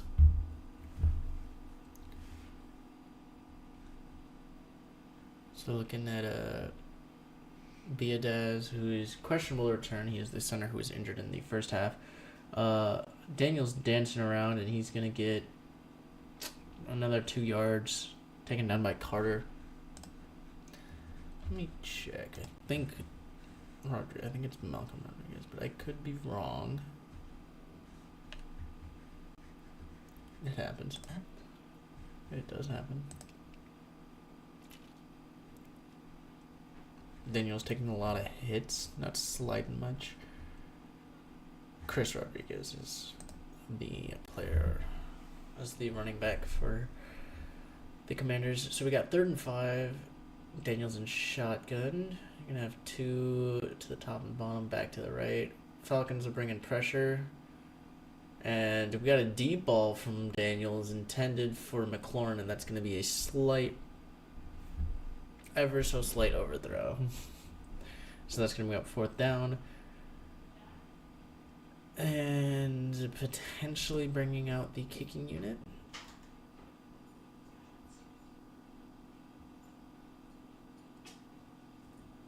I was just trying to throw a go ball for McLaurin, and pretty good coverage by Terrell. Oh, we have a guest, do we? As we got 4th and 5. 4th and 5, Daniel's alone in shotgun. 3 receivers to the top of the screen, 2 to the bottom. And he steps back, and he's going to drop it off to McNichols, and he stays up just long enough to get across the line of scrimmage. You hear dog. Don't Don't be ridiculous. Don't be ridiculous.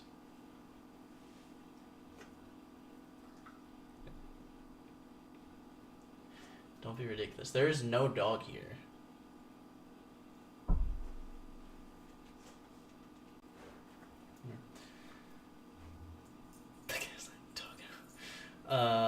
First and 10, we got a flag.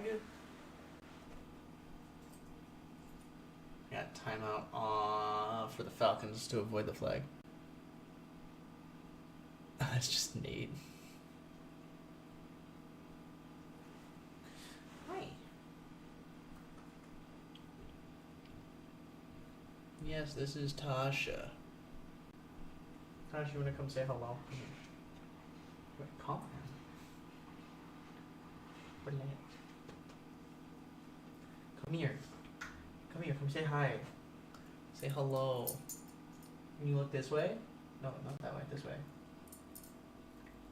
She doesn't like cameras. Hi. Look at the pretty puppy. Pretty puppy. She's so camera shy.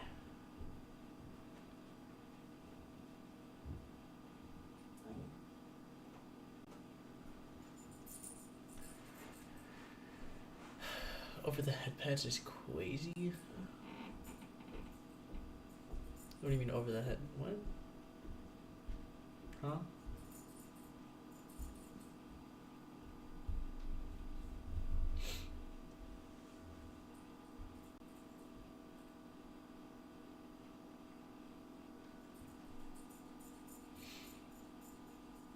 Yes, is dog, is dog.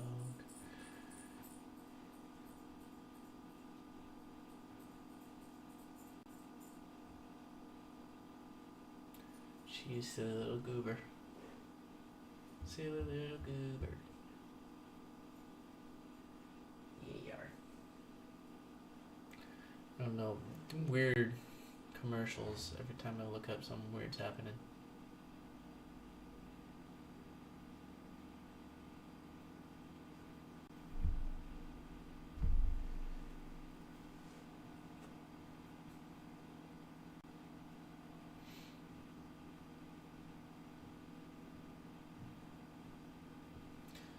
Yeah. How are we enjoying stream? Oh. Little kids flag football game going on. I'm assuming this was at halftime.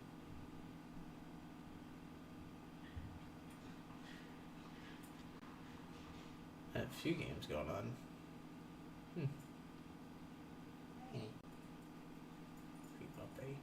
Alright, first and 10 from the 33-yard line.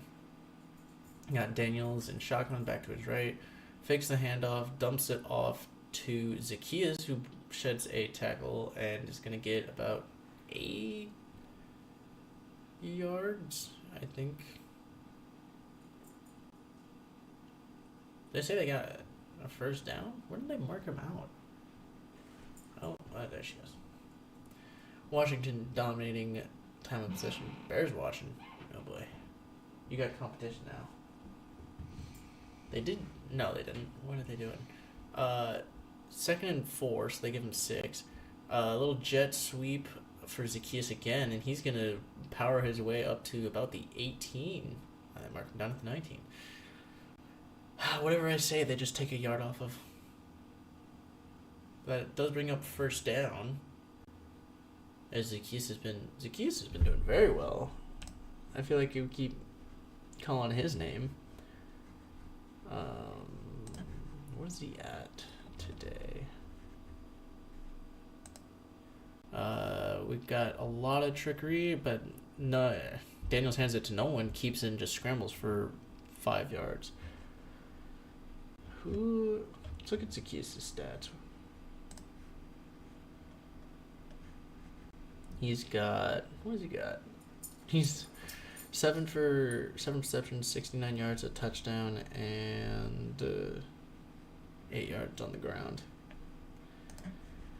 Having himself a pretty solid game. Alright, puppy.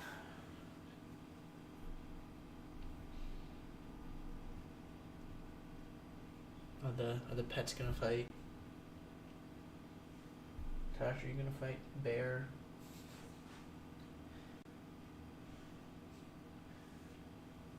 No. Alright. Does that bring up the end of the quarter? Somebody's live. Just chilling in the shadows. I believe that's the end of the quarter.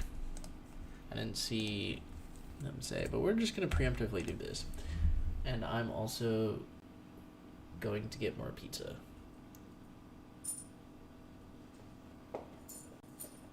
Where's your dogs? I would be curious to see my dogs around a cat, because while they are huskies and have no experience with cats, they have experience with small dogs. What are you doing?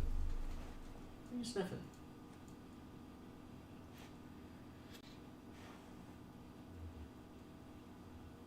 I thought I saw something in chat. I guess my eyes are just tripping out. But I will be right back. I grab a little bit more to eat. Hi. He's just chilling under the table, so I'll be right back.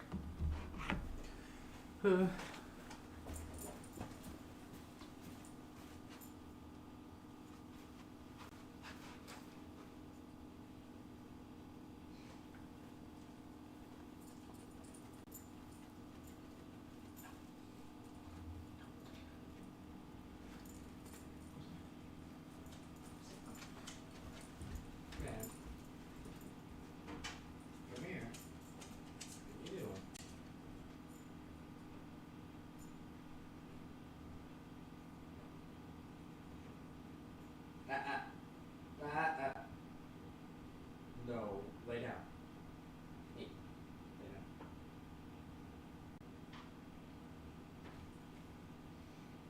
lay down. Lay down.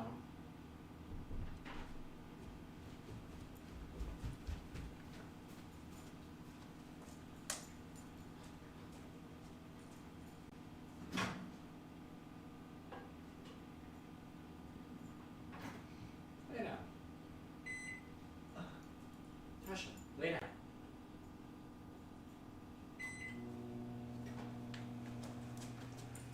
Oh no, did I miss something? I did miss something. Oh no. We got 2nd and 5, a handoff to McNichols. Lay down. And he's up to the 10-yard line. It's 3rd and 1 from the 10 now. No. I don't know what happened. Tasha. No.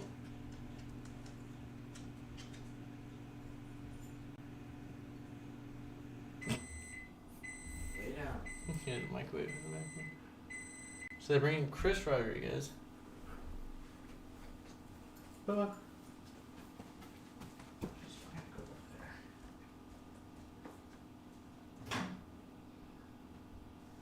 there.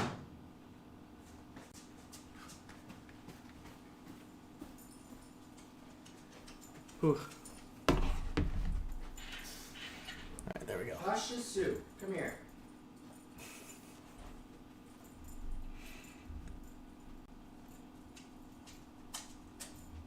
So they convert Lay down. on 3rd and 1, so they got a 1st and goal now from the 8-yard line. So they've been taking a bunch of time, dominating time of possession in the second half. We got a handoff, and he's going to get all the way up to the 2, maybe 3-yard line. It's Rodriguez on the run. Run game's working a lot better.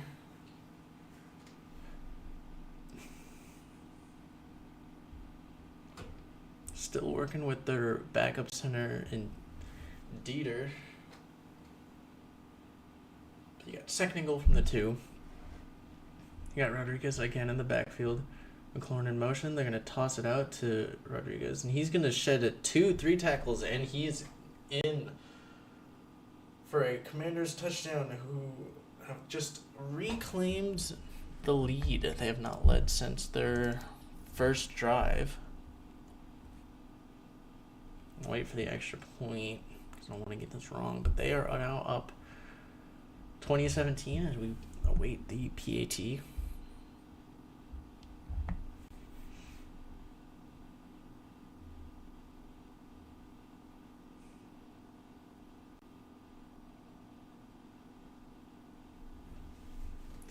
Rodriguez, not someone who gets a lot of attention, as I think he's set as the fourth guy on the roster. His extra point is up and good. He's the fourth guy on the roster, but Brian Robinson has not been getting as many carries this second half. Eckler obviously is on IR or injured.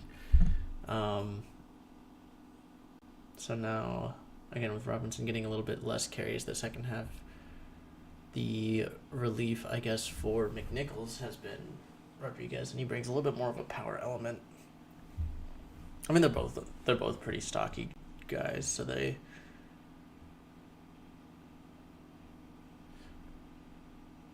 handle it pretty well, handle the power game pretty well. But Rodriguez is a bigger guy, I believe. Right, let me check. Oh, wait. That's the thing you really want with a power owner. Rodriguez is 2 inches taller, 10 pounds heavier. So not significantly bigger, but in a sport like this, sometimes 10 pounds makes a big difference.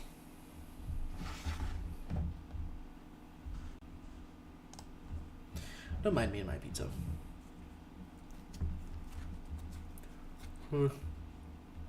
Nobody showed Nathan the correct way to eat pizza.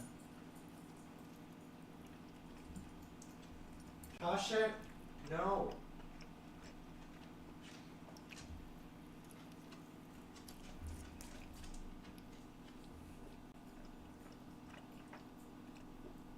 Because he believes Chicago. Me too, Amber. Nathan believes that Chicago style deep dish is the best. What's your deal, dude? When that deep dish is the best.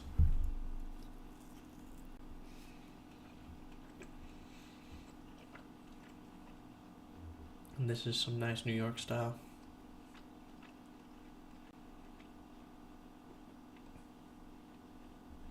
So.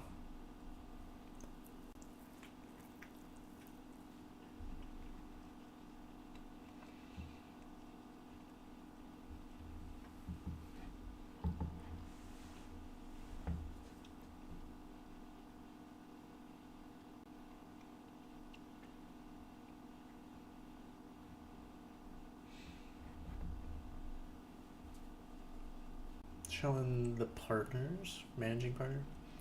We got kickoff up and away. Falcons are just going to kneel it for a touchback. Surprise.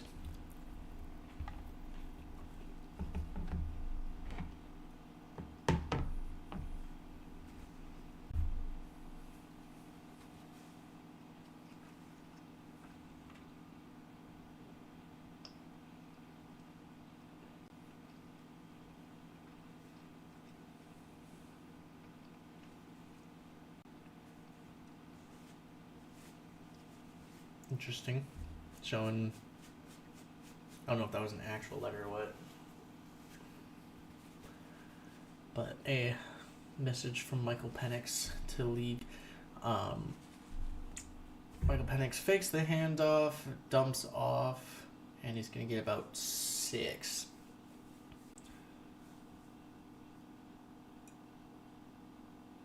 I'll bring up second down.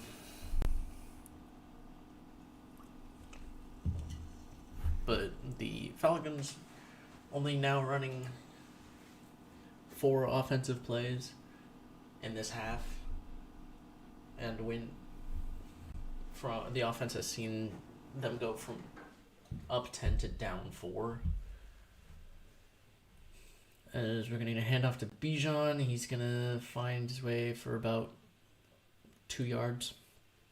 We're going up 3rd and 2.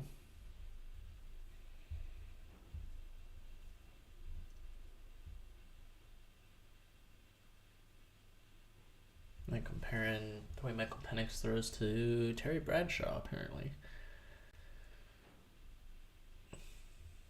Interesting.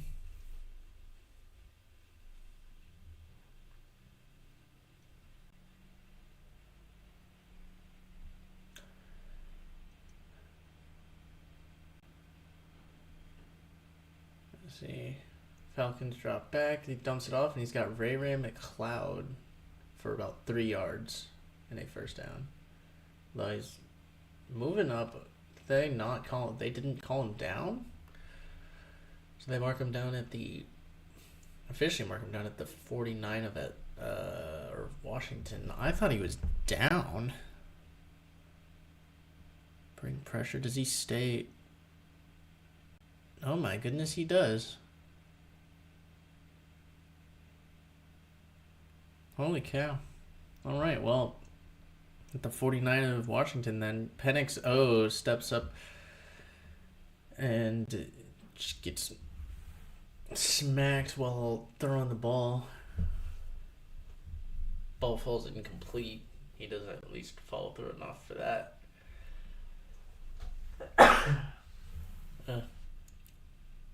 It was Fowler on the hit.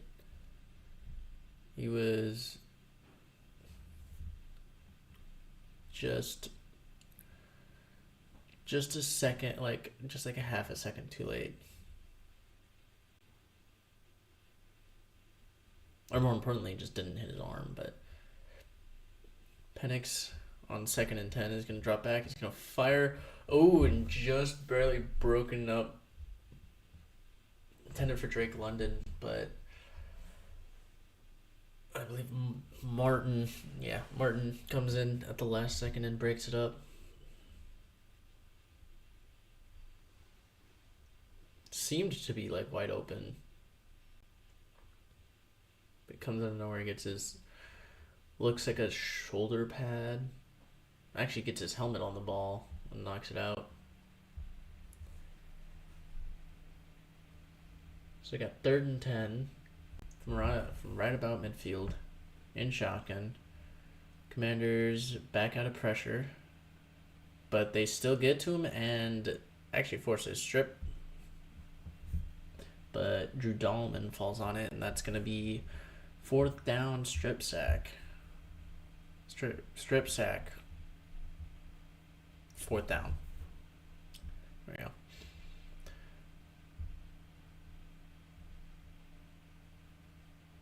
Armstrong and Fowler again on. I'll switch. Armstrong was the one that hit him and forced the fumble. So now from their punting from their own 30, because they were backed up to the 45. Punt is away, and let's see. Gonna catch it around the 15. He's got room to run across the 30 to the 35. So we'll take over with somewhat decent field position.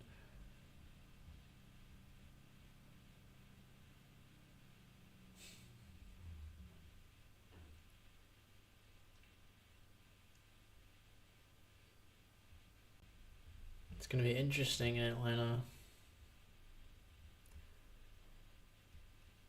It's going to be interesting. You got 1 year of Raheem Morris.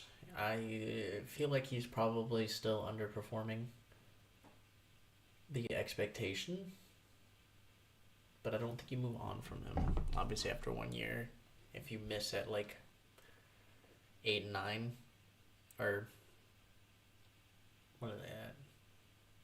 3 and 7, so it'd be 9 and 8 probably. If you miss the playoffs at 9 and 8.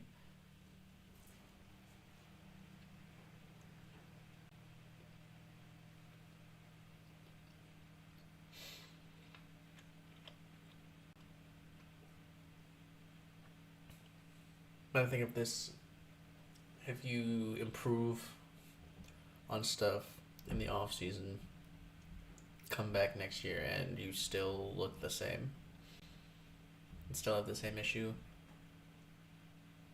maybe only give him 2 years. I don't know. He doesn't seem like a bad coach, but I feel like the team should be a lot better than what they are. Kirk's little, was it 4-game stint? Either shouldn't have happened or should have been cut shorter than 4 weeks.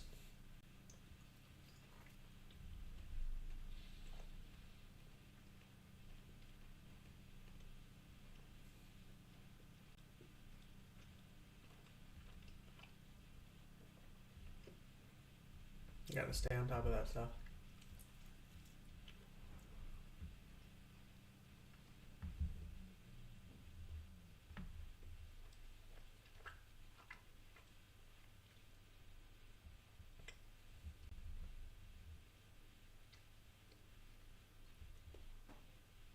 Taking a lot of history between Morris and Quinn.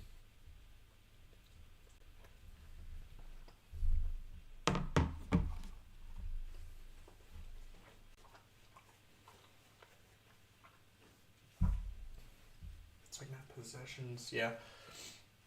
Commanders not only dominating time of possession, but putting up points, managing the game well. We got Daniels rolling out right, and he fires to Zacchaeus again, and he's across midfield. Zacchaeus is just having a good game. A very good game.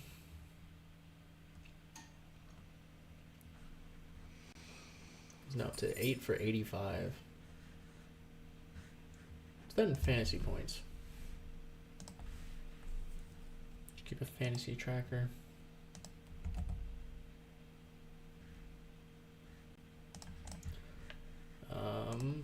But on 1st and 10 from the 49 of Atlanta, he's going to hand off to... No, he's going to keep it. He's going to get past, break some tackles, and get up to the 40 is Jaden Daniels. So he's going to continue to add on, already the leading rusher in this game. And he is going to add on to that. Because he might end up with over 100 yards.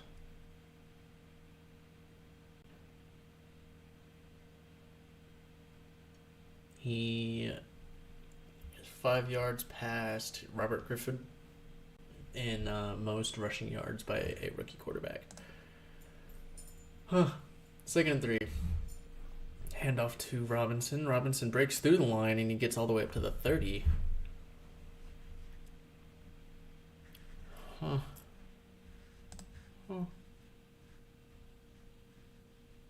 Fantasy. There we go.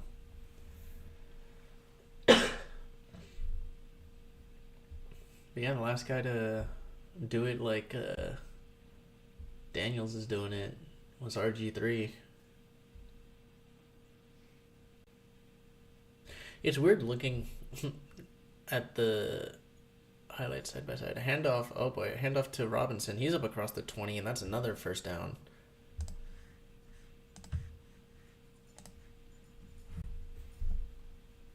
This is the...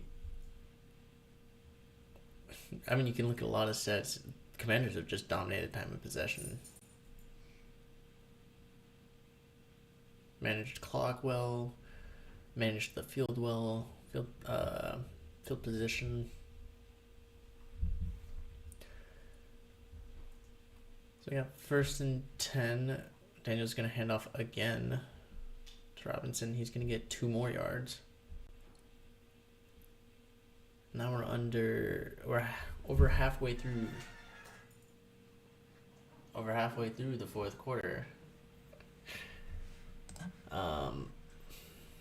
Let's look. So sit down to 7 minutes. 207 yards for the Commanders, 14 for the Falcons. 2nd and 9, gonna fake the handoff, roll, throws it back left, and he's got room for Ertz, and he's gonna get up to about the 3-yard line. So they're gonna have that 1st and goal, not Ertz, it's to Bates. I'm gonna look up Zacchaeus. What is it looking like? There's 23.3.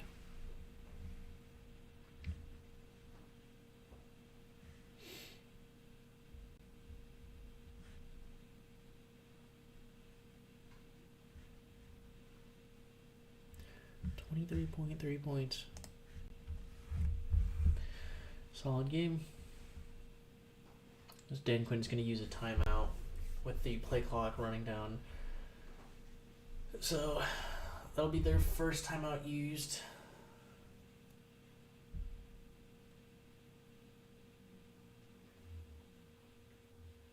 Got 6 minutes left. Made sure to run it all the way down at least.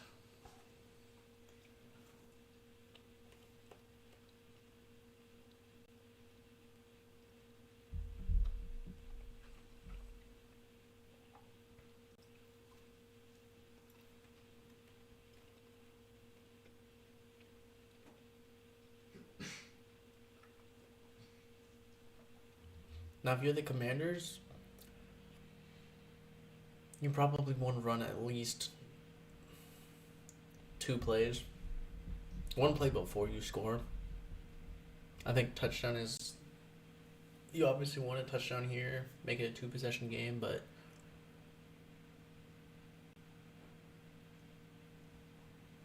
Not pretty. Alright. First and goal from the 3. Got a very power set. Got additional linemen and tight ends. Gonna run a little option, and Daniels is gonna try and keep it for himself. He's gonna get 2 yards before he's held up. And that will let the clock run.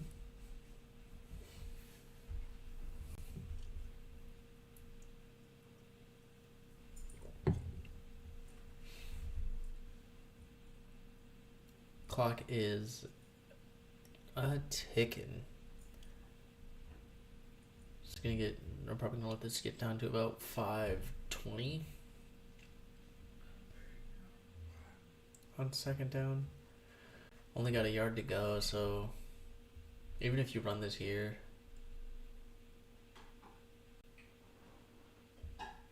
they're gonna take the delay of game. Nope, they're gonna call timeout. We're doing a bunch of gestures and symbols. Gestures, I don't know.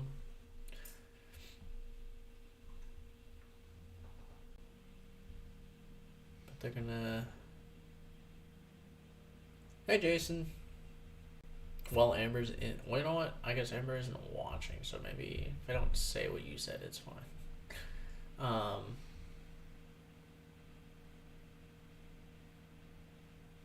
Seems like there might have been some confusion. I'm not really sure. Hey Amber, how's it going? So Washington calls timeout. They have 1 left. 5:20 left in this game. Second and goal from the 1. Let's see what Commanders do. Gonna hand it off left. Robinson's gonna get stuffed and lose a yard. That's gonna bring up 3rd and goal, and this is very important for Atlanta. Is while they are burning clock due to the downs, if you can hold them to a field goal, you maintain this as a 1-score game. And I think that is far more crucial than the clock. Now, if they score a touchdown and still get to run the clock, then you're in trouble. Daniels looks left, fires, and he's got a touchdown. So that's Zacchaeus again. But we got more laundry. Zacchaeus is just having himself a very good game, but we got more holding on the offense. And that's Sam Cosmi again. That is his 3rd penalty. Now, arguably, there was the one holding call that I don't necessarily agree with. We'll see this one, see if this is just as bad. It looks... that one might actually be a hold. It looks like he might actually pull him down. So now you have 3rd and goal from the 13. Not quite locked as the pass is just thrown away. So that'll bring up fourth goal, and a field goal try. They'll try and go up 7 with 4.5 minutes. Technically, you are wrong because the NFC South is still to be decided. The West is technically open, but if the Commanders win, I believe if the Lions win tomorrow, then it's decided because of strength of schedule. So field goal is up and good. But Rams don't even need to win next week necessarily. If their strength of schedule gets to a certain caliber, then something like if their strength of schedule gets high enough, then they pretty much have it locked anyways. So they needed 3 of a select few teams to win. One of those was the Commanders. I forget who the other ones were. I have to look at the standings because I know they had a few games. They're not technically locked.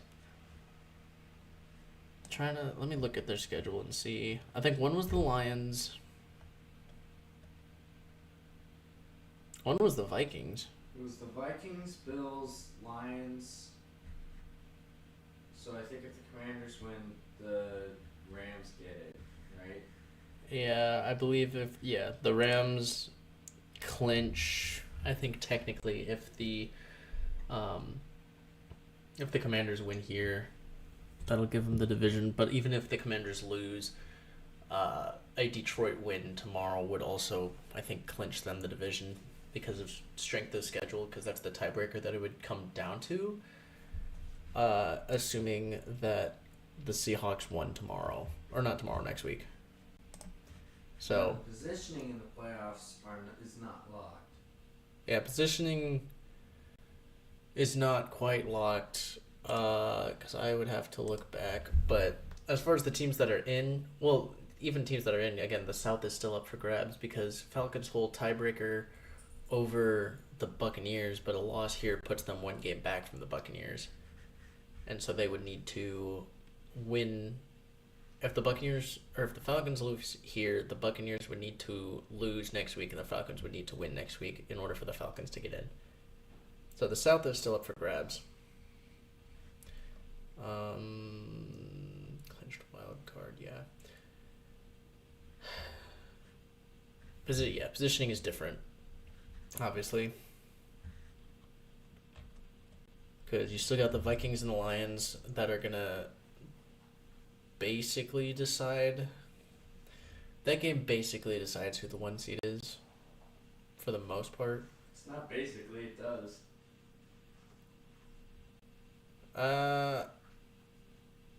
Well, I mean, part of it also goes into the Lions tomorrow. If they were to lose, It would still be up for grabs for both next week. I don't. Because conference, the Lions win, they have a better conference record next week. They would be 5-1, while the Vikings would be 4-2. Eagles still have to win next week, though. The Eagles have to win next week? Is that what you said? Yes. They have the 2 seed. I don't think they get the 1 seed? The Eagles. Yes.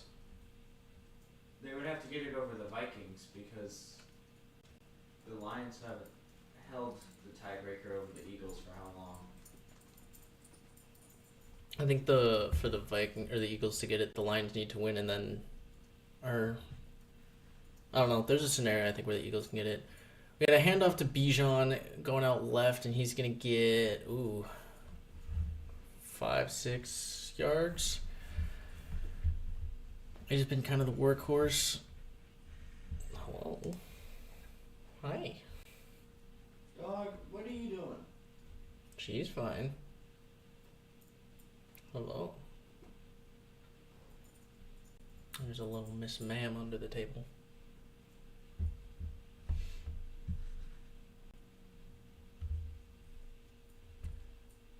So we got 2nd and 5 from the 37. Their own 37. Penix fakes the handoff. He's going to look. He's going to fire, and incomplete for London. Led him by a little too much.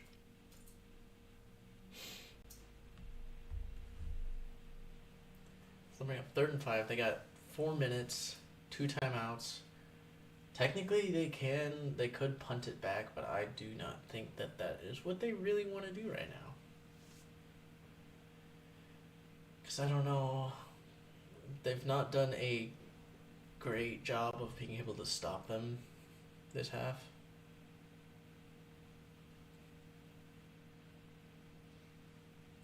Well, the issue is the Lions and Vikings play each other next week. As we got Penix dropping back, firing, and complete around the 50 as to Drake London. It might have been that the Vikings needed to lose to the Packers. It might have been Packers lose and then, or Packers beat Vikings and then Vikings beat Lions, I think was probably what that was. But I'm not certain because it was prior to the Vikings beating the Packers. I don't know. I'm calling this right now, so I have to actually take a look at that before I can really assess what it is. Fakes the handoff to Bijan. We got a flag, but he's going to roll it left, dump it off for Pitts, and he gets about 8, but we'll see if that is going to come back, and it looks like it is. We're now holding on Atlanta. It's going to be on McGarry. Who's the Eagles' 3rd loss? Eagles lost to Commanders, Falcons. What else did they play? Oh, the Falcons was the one I forgot. Buccaneers. Yeah. So the Lions would need to lose this week for the Eagles to be able to get it. So 1st and 20 from their own 41. Penix can drop back. He's got time. Dumps it off to Bijan, and he's going to get 5 yards back. So bring up like 2nd and 15. Clock's running though. Kind of in that in-between stage of, is this your last drive or are you open to punting? With only 2 timeouts, it makes it a little more difficult. So 2nd and 14. Penix is going to drop back. He's looking right, looking left, dancing, pump fakes. He's going to run and get 2 yards. So I'll bring up 3rd down and long. But with the clock they're burning, you're looking at probably this being their last drive. So down at 3 minutes.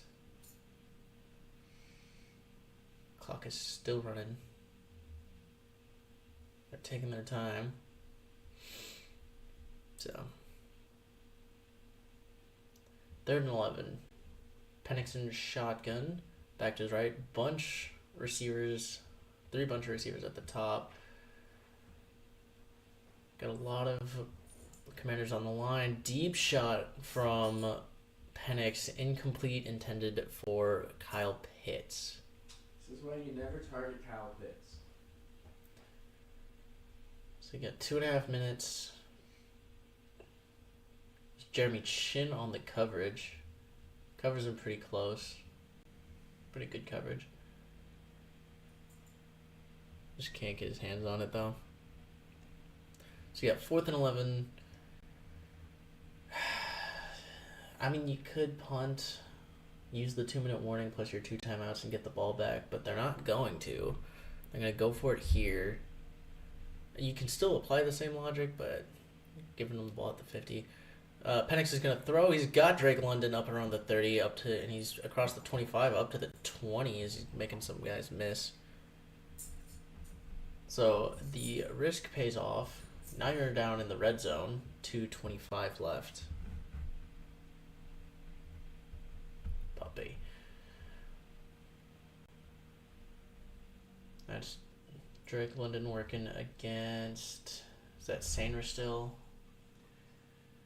It is important to note that Marshawn Lattimore is out for this game because he would have been a good amount of help having your top corner in. So Penix under center. He's gonna do a little jet sweep to Raven McLeod. He's dancing and he's within the side of the 5. So now all of a sudden Falcons are knocking at the door after being in major trouble. Now they're a few short yards away, and we'll see if the Commanders can pull out a goal line stop.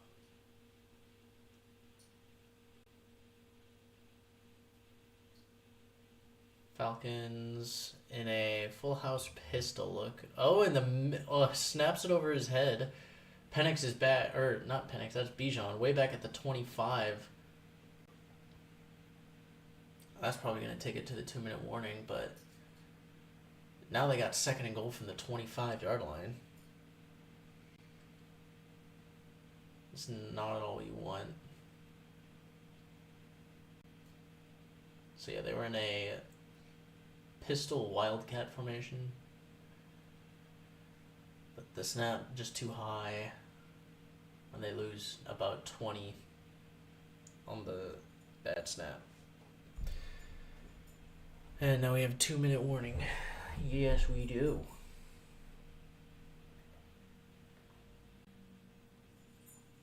Yes, we do. All right, so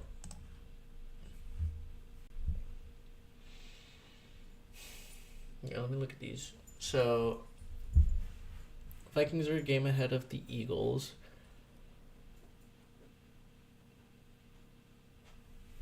Lions with a win would also be a game ahead of the Eagles, and 2 games ahead in conference play. So the Lions would need to lose. All right. Hey. Stop.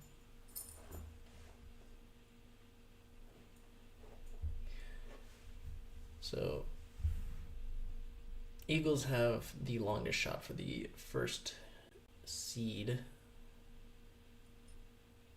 Even then, that still comes down to a... No, wait.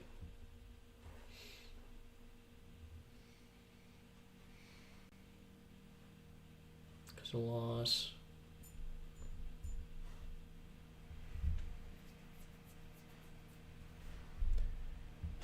Let me look. Okay. A Detroit loss would put them at 13-3. But then they would need to beat the Vikings. So no, actually I don't think the Eagles can get the 1 seed. Because even with a Lions loss, between the Lions and the Vikings, someone would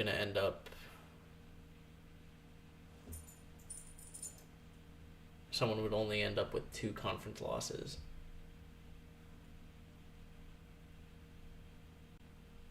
And that's the tiebreaker beyond the... That is the tiebreaker beyond just regular season record. Because it goes regular season record and then conference record.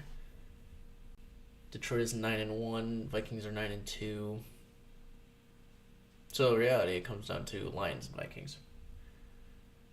Packers didn't do their job. All right. 2nd and goal from the 26. Penix fires. He's got a completion to London. It's going to be around the 12-yard line. Marked inbounds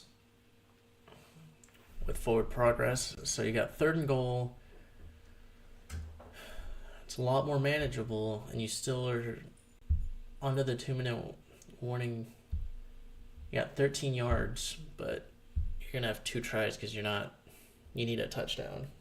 You can't give the ball back. It's a minute and a half. Pennington shotgun. He's going to drop back.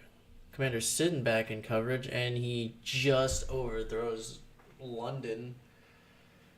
And London was open. He had a touchdown. And he missed.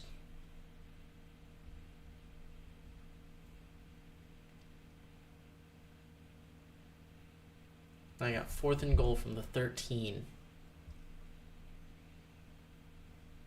Penix is going to be looking at, obviously, throwing the ball. So I'm going to see Commanders got 5 guys down at the line of scrimmage. They drop out. He fires. Touchdown. That's Kyle Pitts, too.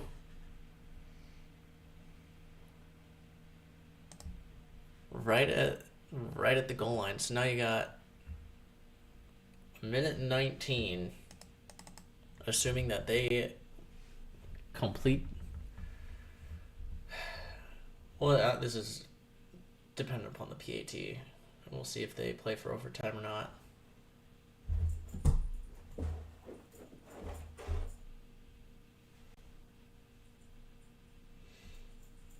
They're just going to kick the extra point, and it's up and good. So we have a tie game with a minute and 19 left. Now, Jaden Daniels did it last week. Marched down the field. Scored a game-winning touchdown. He's done it twice, actually, because he did it against the Bears earlier in the year. Can he do it again? He's got time. He's got 1 timeout. Time to see what the young guy can do.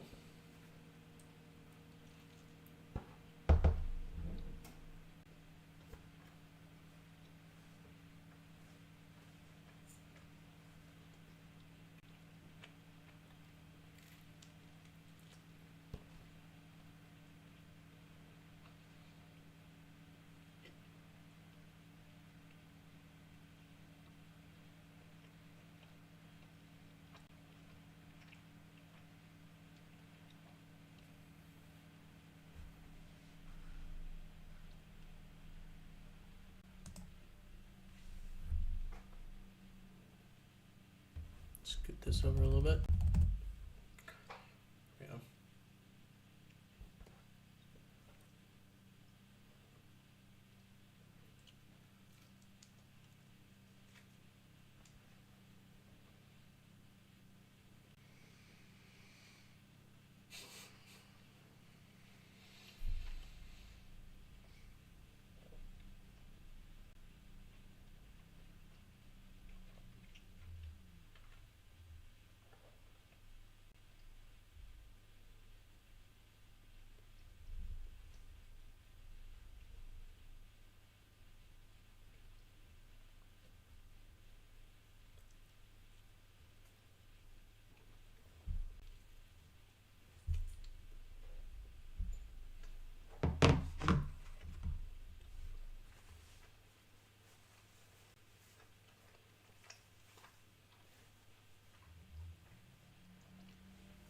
All right. Now we're coming back.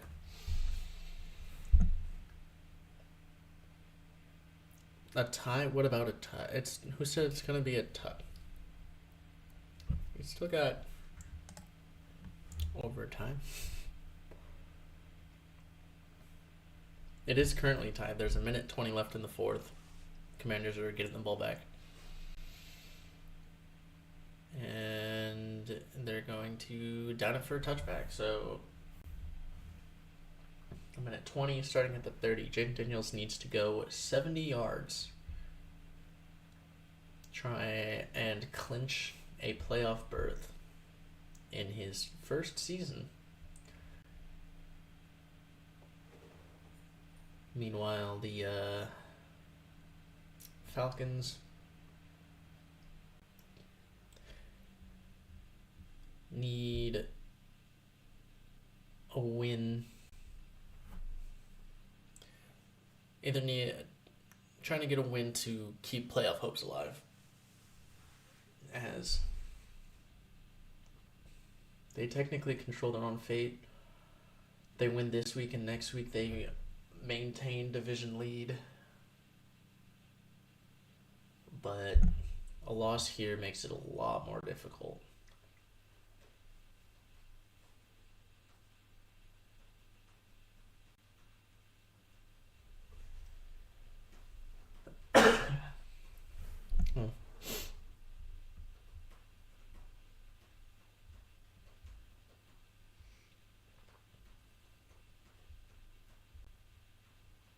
Never got why they went to commercial break after a kickoff, because they do commercial break before the kickoff.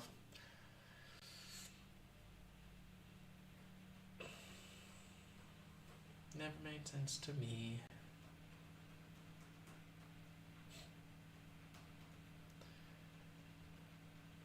But I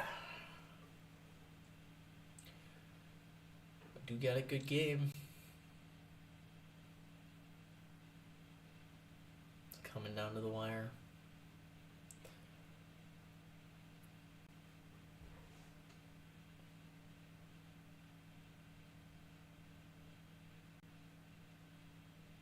Jaden Daniels has been here and done it before.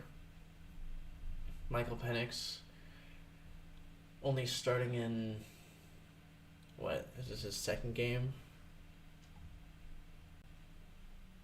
of this season? And he kind of had a cakewalk last week, so obviously still impressive doing it here, but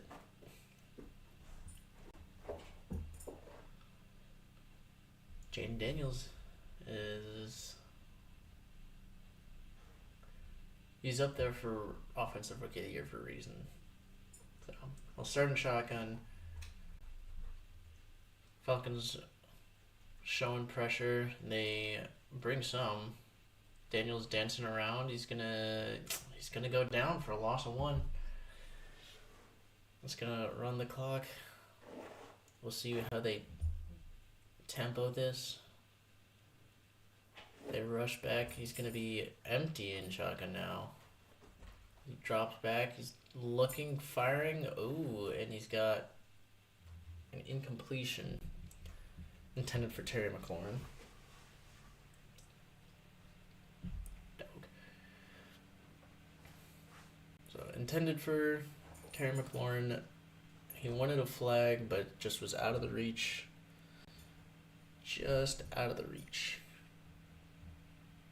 of Scary Terry.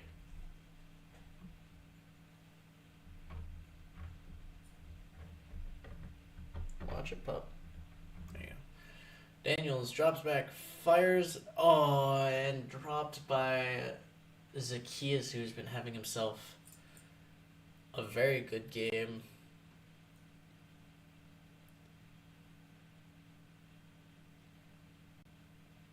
Working, gets open, just drops it, goes right through his arms. It's a good throw. Ran the route well too. That's a bummer, but now Commanders punting the ball away with 50 seconds. Falcons flip the script. And Falcons are going to field this at their own 10. And he's going to return it up to the 18. So now you got 40 seconds. 82 yards. All you need is field goal range, though.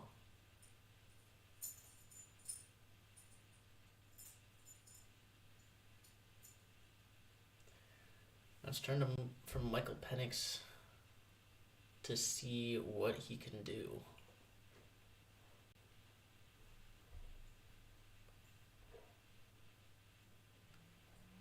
Got 2 timeouts. Got 40 seconds. The key is going to be mostly don't turn the ball over. Will we have more overtime? Penix is going to drop back.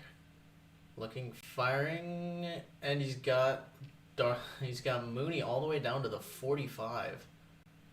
Clock's still running, under 30 seconds. They have 2 timeouts, but they're not calling one. Down to 24, 23, 20. Really eating up clock here. They're going to run a play, though. He drops back. He looks left, fires, and he overthrows Mooney down to 12 seconds. 2 timeouts. And I wonder if that's more poorly managed clock, because that's... You burnt a lot of time on that one.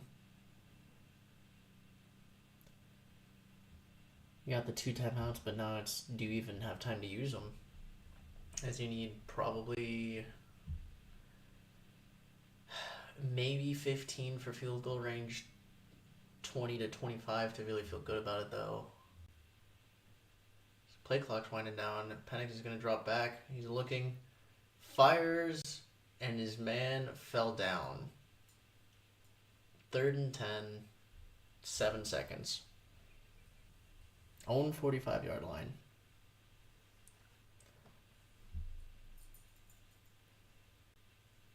What are they doing?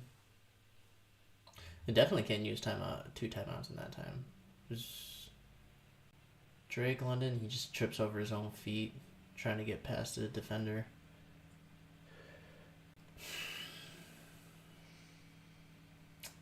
And you gotta wonder if they just hand this off. Not with a timeout.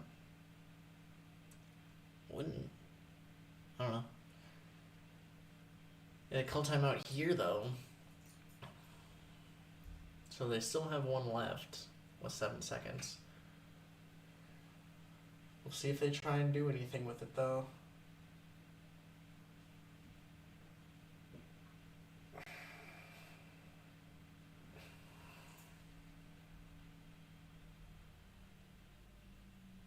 Will we have overtime? 7 seconds and a timeout. They can use pretty much anywhere on the field, but you want probably about 20 yards.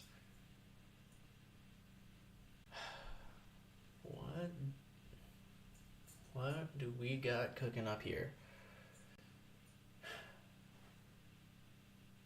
It's got 3 receivers to the top of the screen. Commanders showing pressure. Oh, they got a free play. Oh, no, they mark it dead.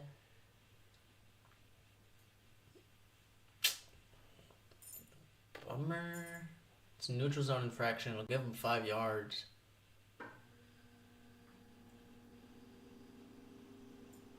And it gets them a little bit closer.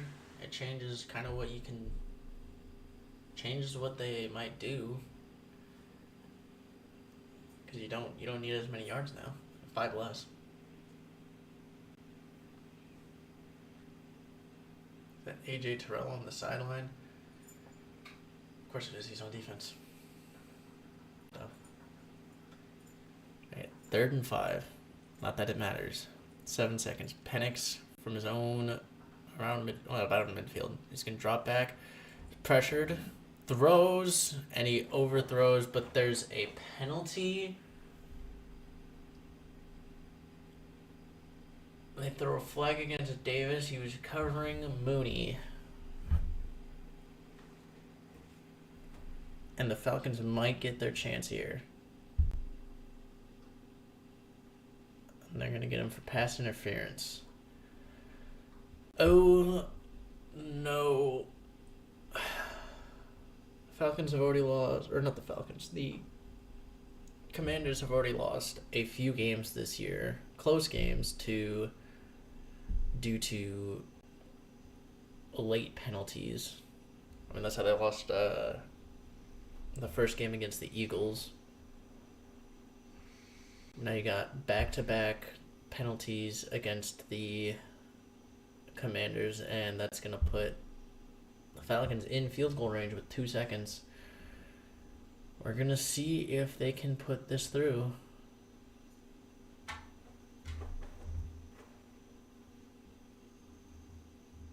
It's not Koo. And it's the thing to note. Koo is on the sideline. He is injured, so this is your second string kicker. We'll see if they can nail it. 56 yards. Kick is up and short. It was centered, but it comes up short, and you're gonna get OT. Overtime. They got everything they wanted, just couldn't. And that's kind of just what you get with a backup kicker. How short was that? It is quite a few yards short. Doesn't even make it through the end zone.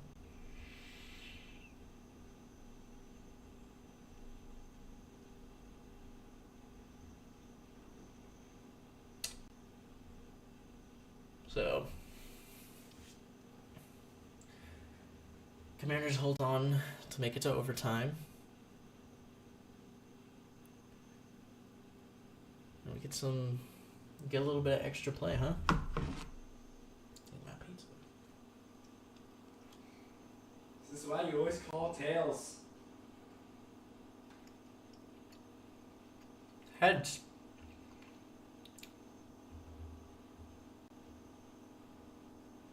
Heads. So, Commanders are going to start with the ball. We'll see if Jaden Daniels, with another chance, can ice this one.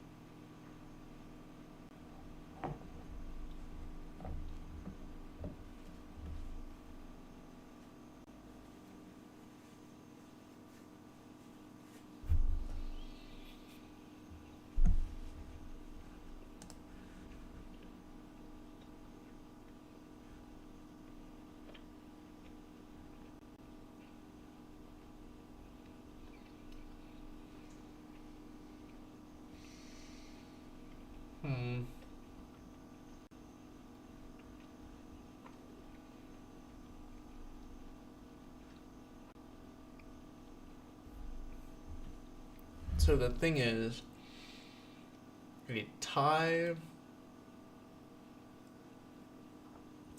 would still clinch for the Commanders. Because, I mean, the worst they can end is 10-6-1.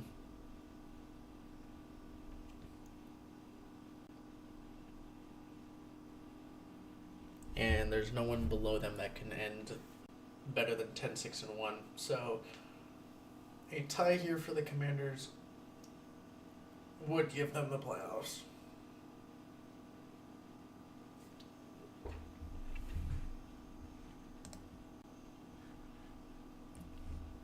So we'll see if they can clinch it.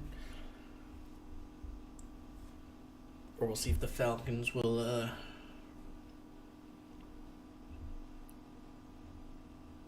hold their division. This game doesn't decide anything for the Falcons, but it heavily indicates, because their chances of making the playoffs with a win here is about 80%, and their chances of making the playoffs with a loss is about 15. So, not good odds. Not good odds at all.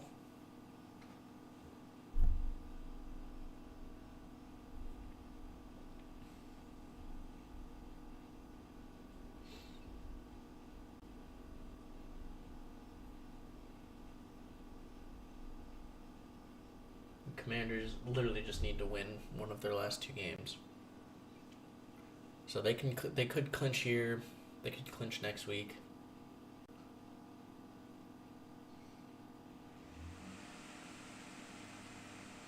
Commanders lose out,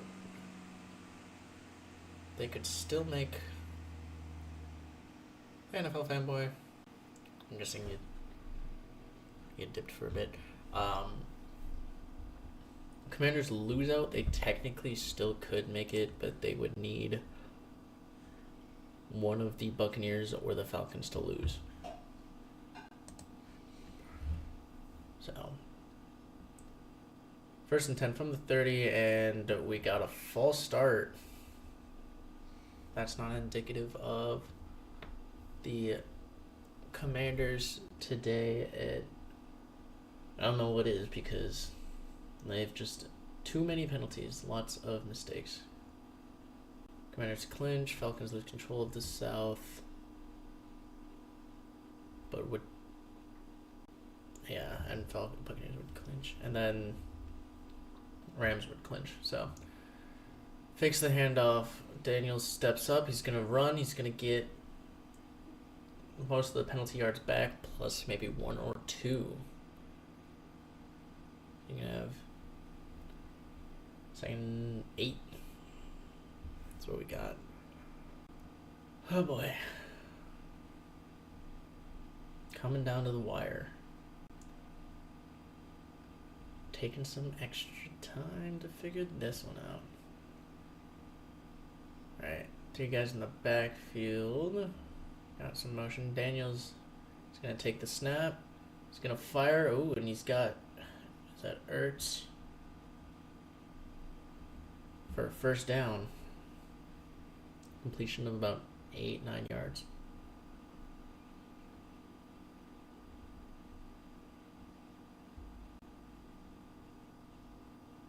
I'm sure the Commanders are going to take their time on this drive. Try and eat up as much as possible. Because you either want to score here or don't give the Falcons a chance to score. Daniels keeps it. He's going to run and he's going to get up to the 49-yard line. A yard short of midfield. Ooh. It's a nice little read option. Or looks like read option.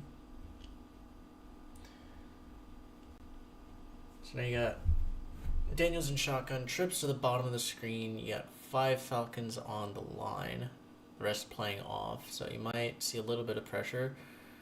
Hands off to Robinson. He's gonna get maybe a yard. Barely past the line of scrimmage.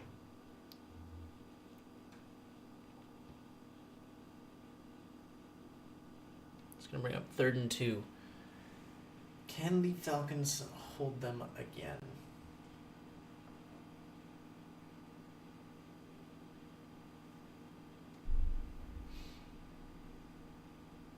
Commanders stacking up at the top of the screen. Now we got motion.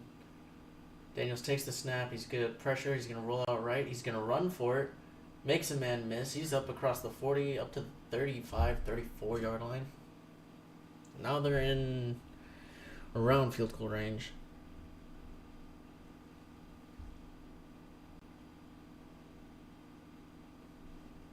Somebody's sniffing my foot. It's my dog. Don't be weird.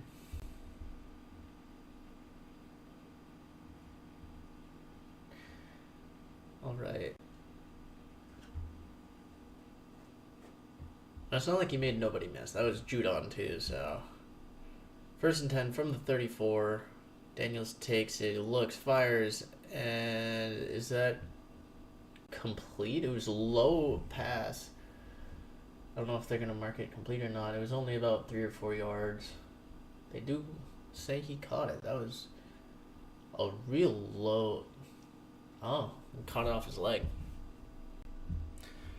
So bring up 2nd and 6. It's right around 30. You're in field goal range, but you probably want a little bit more to feel comfortable.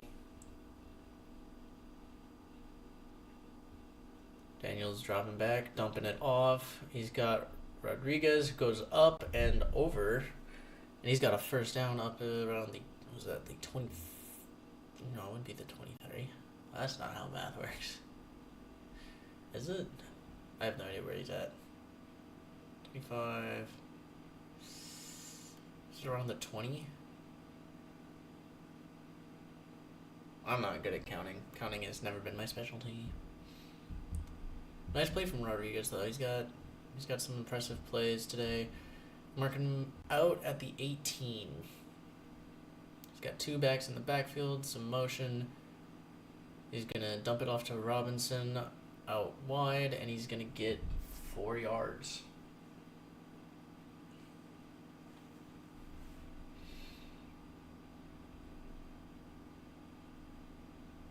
Michael Penix just hoping for a chance. Just wants a chance to get the ball back. Touchdown here gives the Commanders a playoff berth. Something a year ago that seemed very far-fetched. Daniel's going to take the snap. He's going to run with it, and he's going to get a first down across the 8-yard line. So now they're down.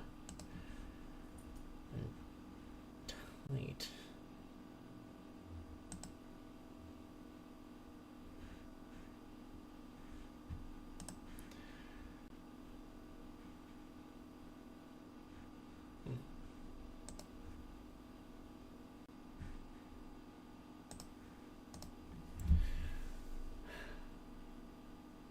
Very exciting. We got Commanders first and goal from the 8. Daniel's on a shotgun. They can win this right here and get to the playoffs with a touchdown. Daniels is going to take it left. Nowhere to run. Gets back to the line of scrimmage. It's going to be second and goal. The other thing to note, like I mentioned, Commanders are running this clock down. They're under 4 minutes now because a tie still gets them into the playoffs. So even if they don't score here, if they burn the clock, they could still play for a tie. So Commanders got second and goal. Play clock running low. 3.5 minutes now. Takes the snap. Looking. He's running across the 5 to the 3 to the 2, and he gets bodied at the 2. Maybe the 1. That's going to bring up third and goal.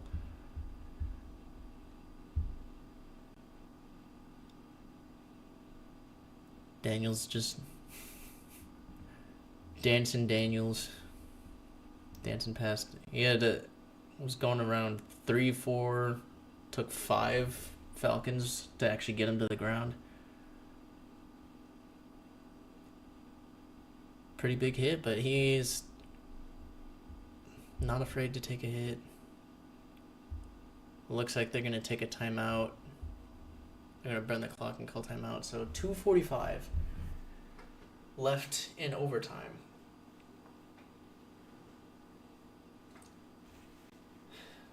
.245 to go. Third and goal from the 2-yard line. And you gotta think that this is probably a run.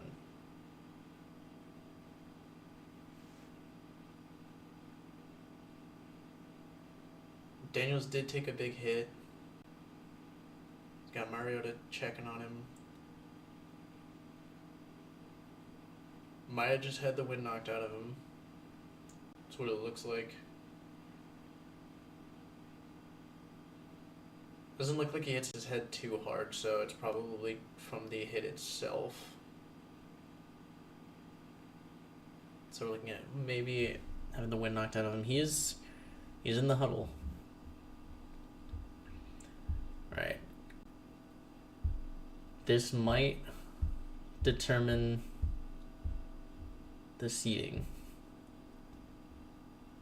Daniels drops back, fires.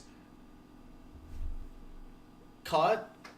Touchdown, Zach Ertz. I couldn't tell if he caught it. That's a touchdown to Zach Ertz, though. Jaden Daniels does it again. Walk-off touchdown in overtime. Oopsies. In overtime. And well, they're definitely gonna review it. That is gonna be the thing. Sorry. I'm gonna have to look at it. It looks like he keeps it under his arm and against his leg, so it's going to stand. This is their first playoff berth since 2020. And that is your final.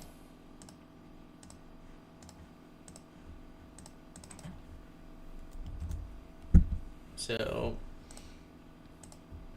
Falcons kept it close, made it interesting. About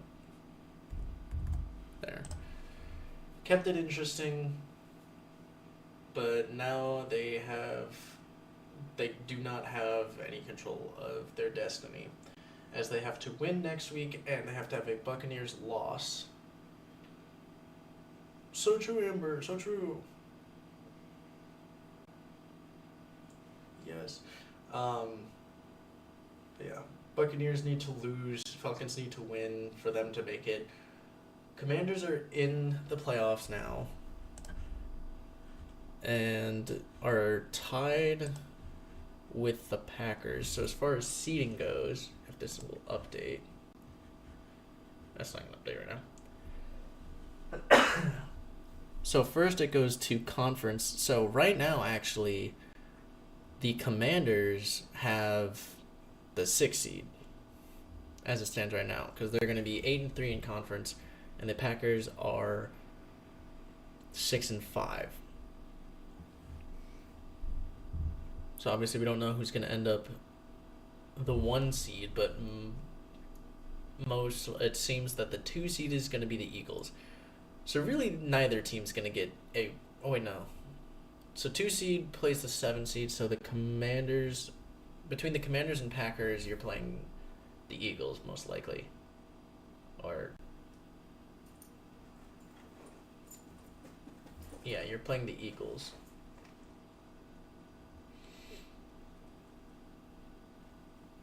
And whoever gets the 6th seed between Packers and Commanders will play the Rams, because the Rams also should have just clinched the playoffs based off of strength of schedule.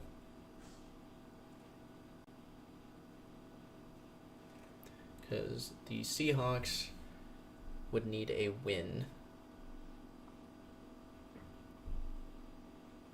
Now I'm curious because I don't know how you can... I'm not sure how you can clinch off of strength of schedule this week, but... Yes, Genuine Cats is, I'm sure, destroying everyone. So let me actually look at this.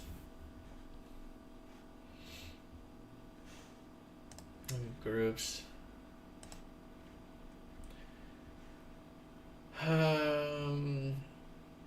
Made no ground. Did you guys make the same picks? That'd be funny.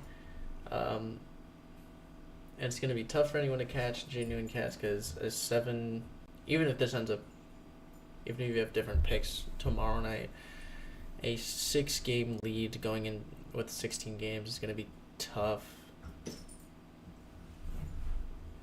Yeah. But yeah, as it stands right now, Vikings are currently the 1 seed, but that's going to be decided next week.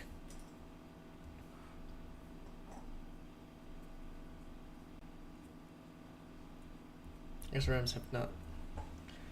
I know the Commanders have officially clinched, so I'm not sure if that needs to update still. But as it stands right now, it is Vikings 1, Eagles 2, Rams 3, Buccaneers 4, Lions 5, Commanders 6, Packers 7. Oh, and next week is Lions Vikings. Beautiful. Beautiful.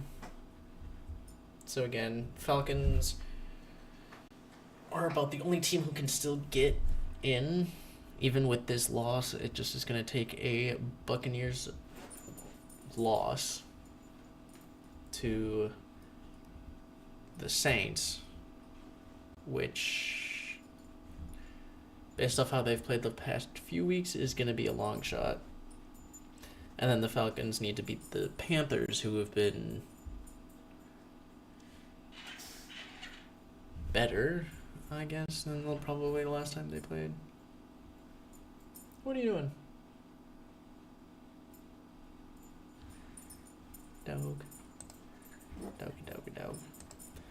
But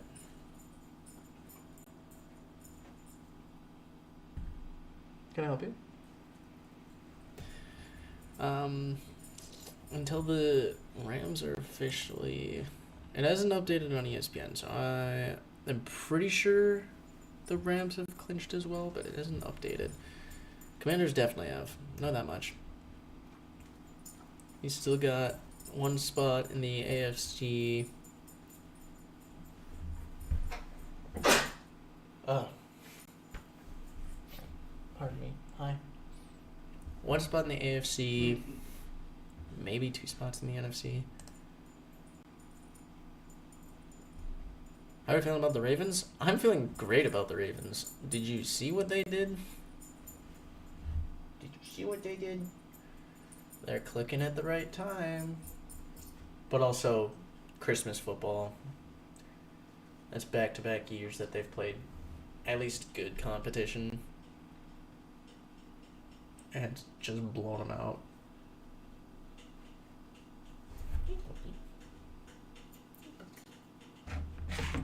Not for you. So, I'm feeling good. Very great performance. Very good time. Very enjoyable to watch. But, yeah, so Rams officially clinched. Commanders officially clinched. So we're looking at only teams vying for a spot. It's between the Buccaneers and the Falcons. Seahawks are officially eliminated. So you know what's coming in next week's video. I was excited. The people have missed you, Josiah. They've missed you. Also, don't leave me with Josiah again. Don't do it.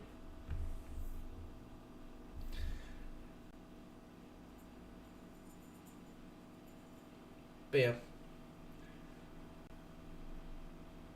There's, as far as who makes the playoffs, still, two games for the NFC that will decide who makes the playoffs.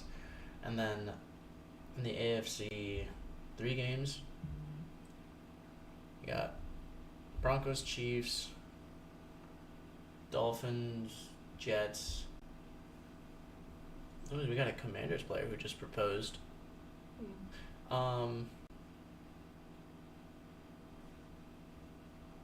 Duty called. Pretty sure it's called Call of Duty, but you know. Duty called for ban. Dolphins, Jets, Bengals, Steelers, Falcons, Panthers, Buccaneers, Saints. Those are the 5 games to watch. That'll decide the 7 seed for the AFC and the 4 seed for the NFC.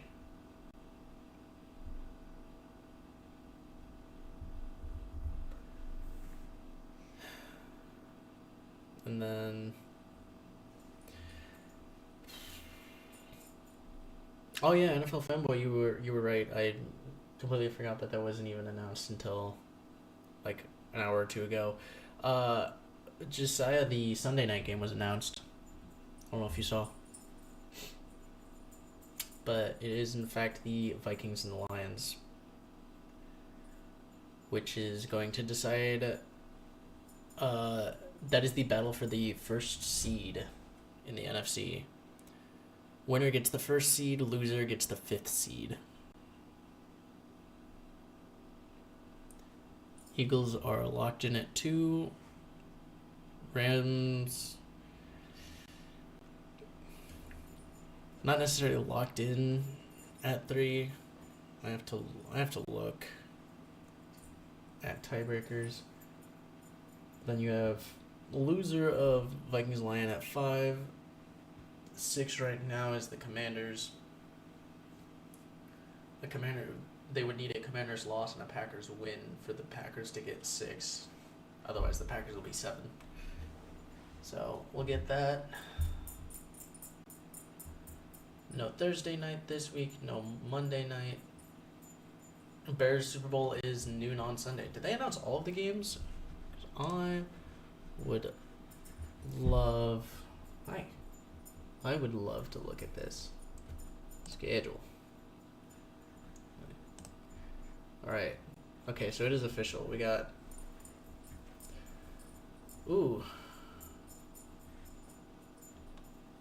okay. They only have well, that's not right. ESPN is a little slow because NBC already announced that they had what the Sunday night game was. But we have Cowboys hosting the Commanders and the Bears visiting Green Bay noon on Sunday. And then 3:25 we have Chargers visiting the Raiders.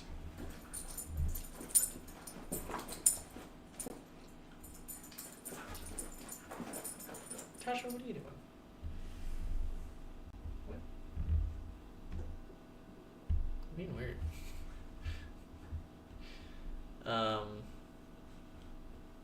So yeah, that no Thursday night, no Sunday night. No Thursday night, no Monday night. It's all Saturday and Sunday, which is gonna be great for recording and uploading, which means because I can actually upload. Theoretically, could upload Thursday without concern of beating the game. Tasha always has zoomies. Now she's going upstairs. But yeah, I can upload then and also could record Monday. Yippee. So exciting. But yeah. That's just about it. We're gonna have a lot to cover in our video, obviously. Lots to cover for this week.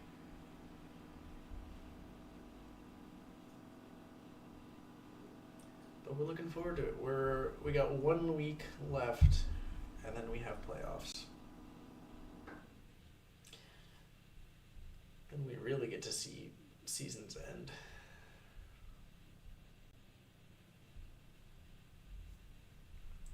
Great. But we'll get out of here. Thank you for joining me for this lovely week 17 stream. Obviously, things are new. We got this in the background. We got the little red.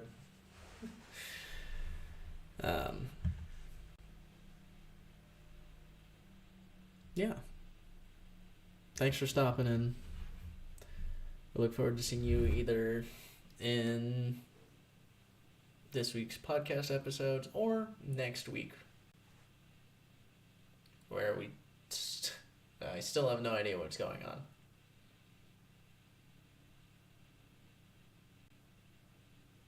Bye.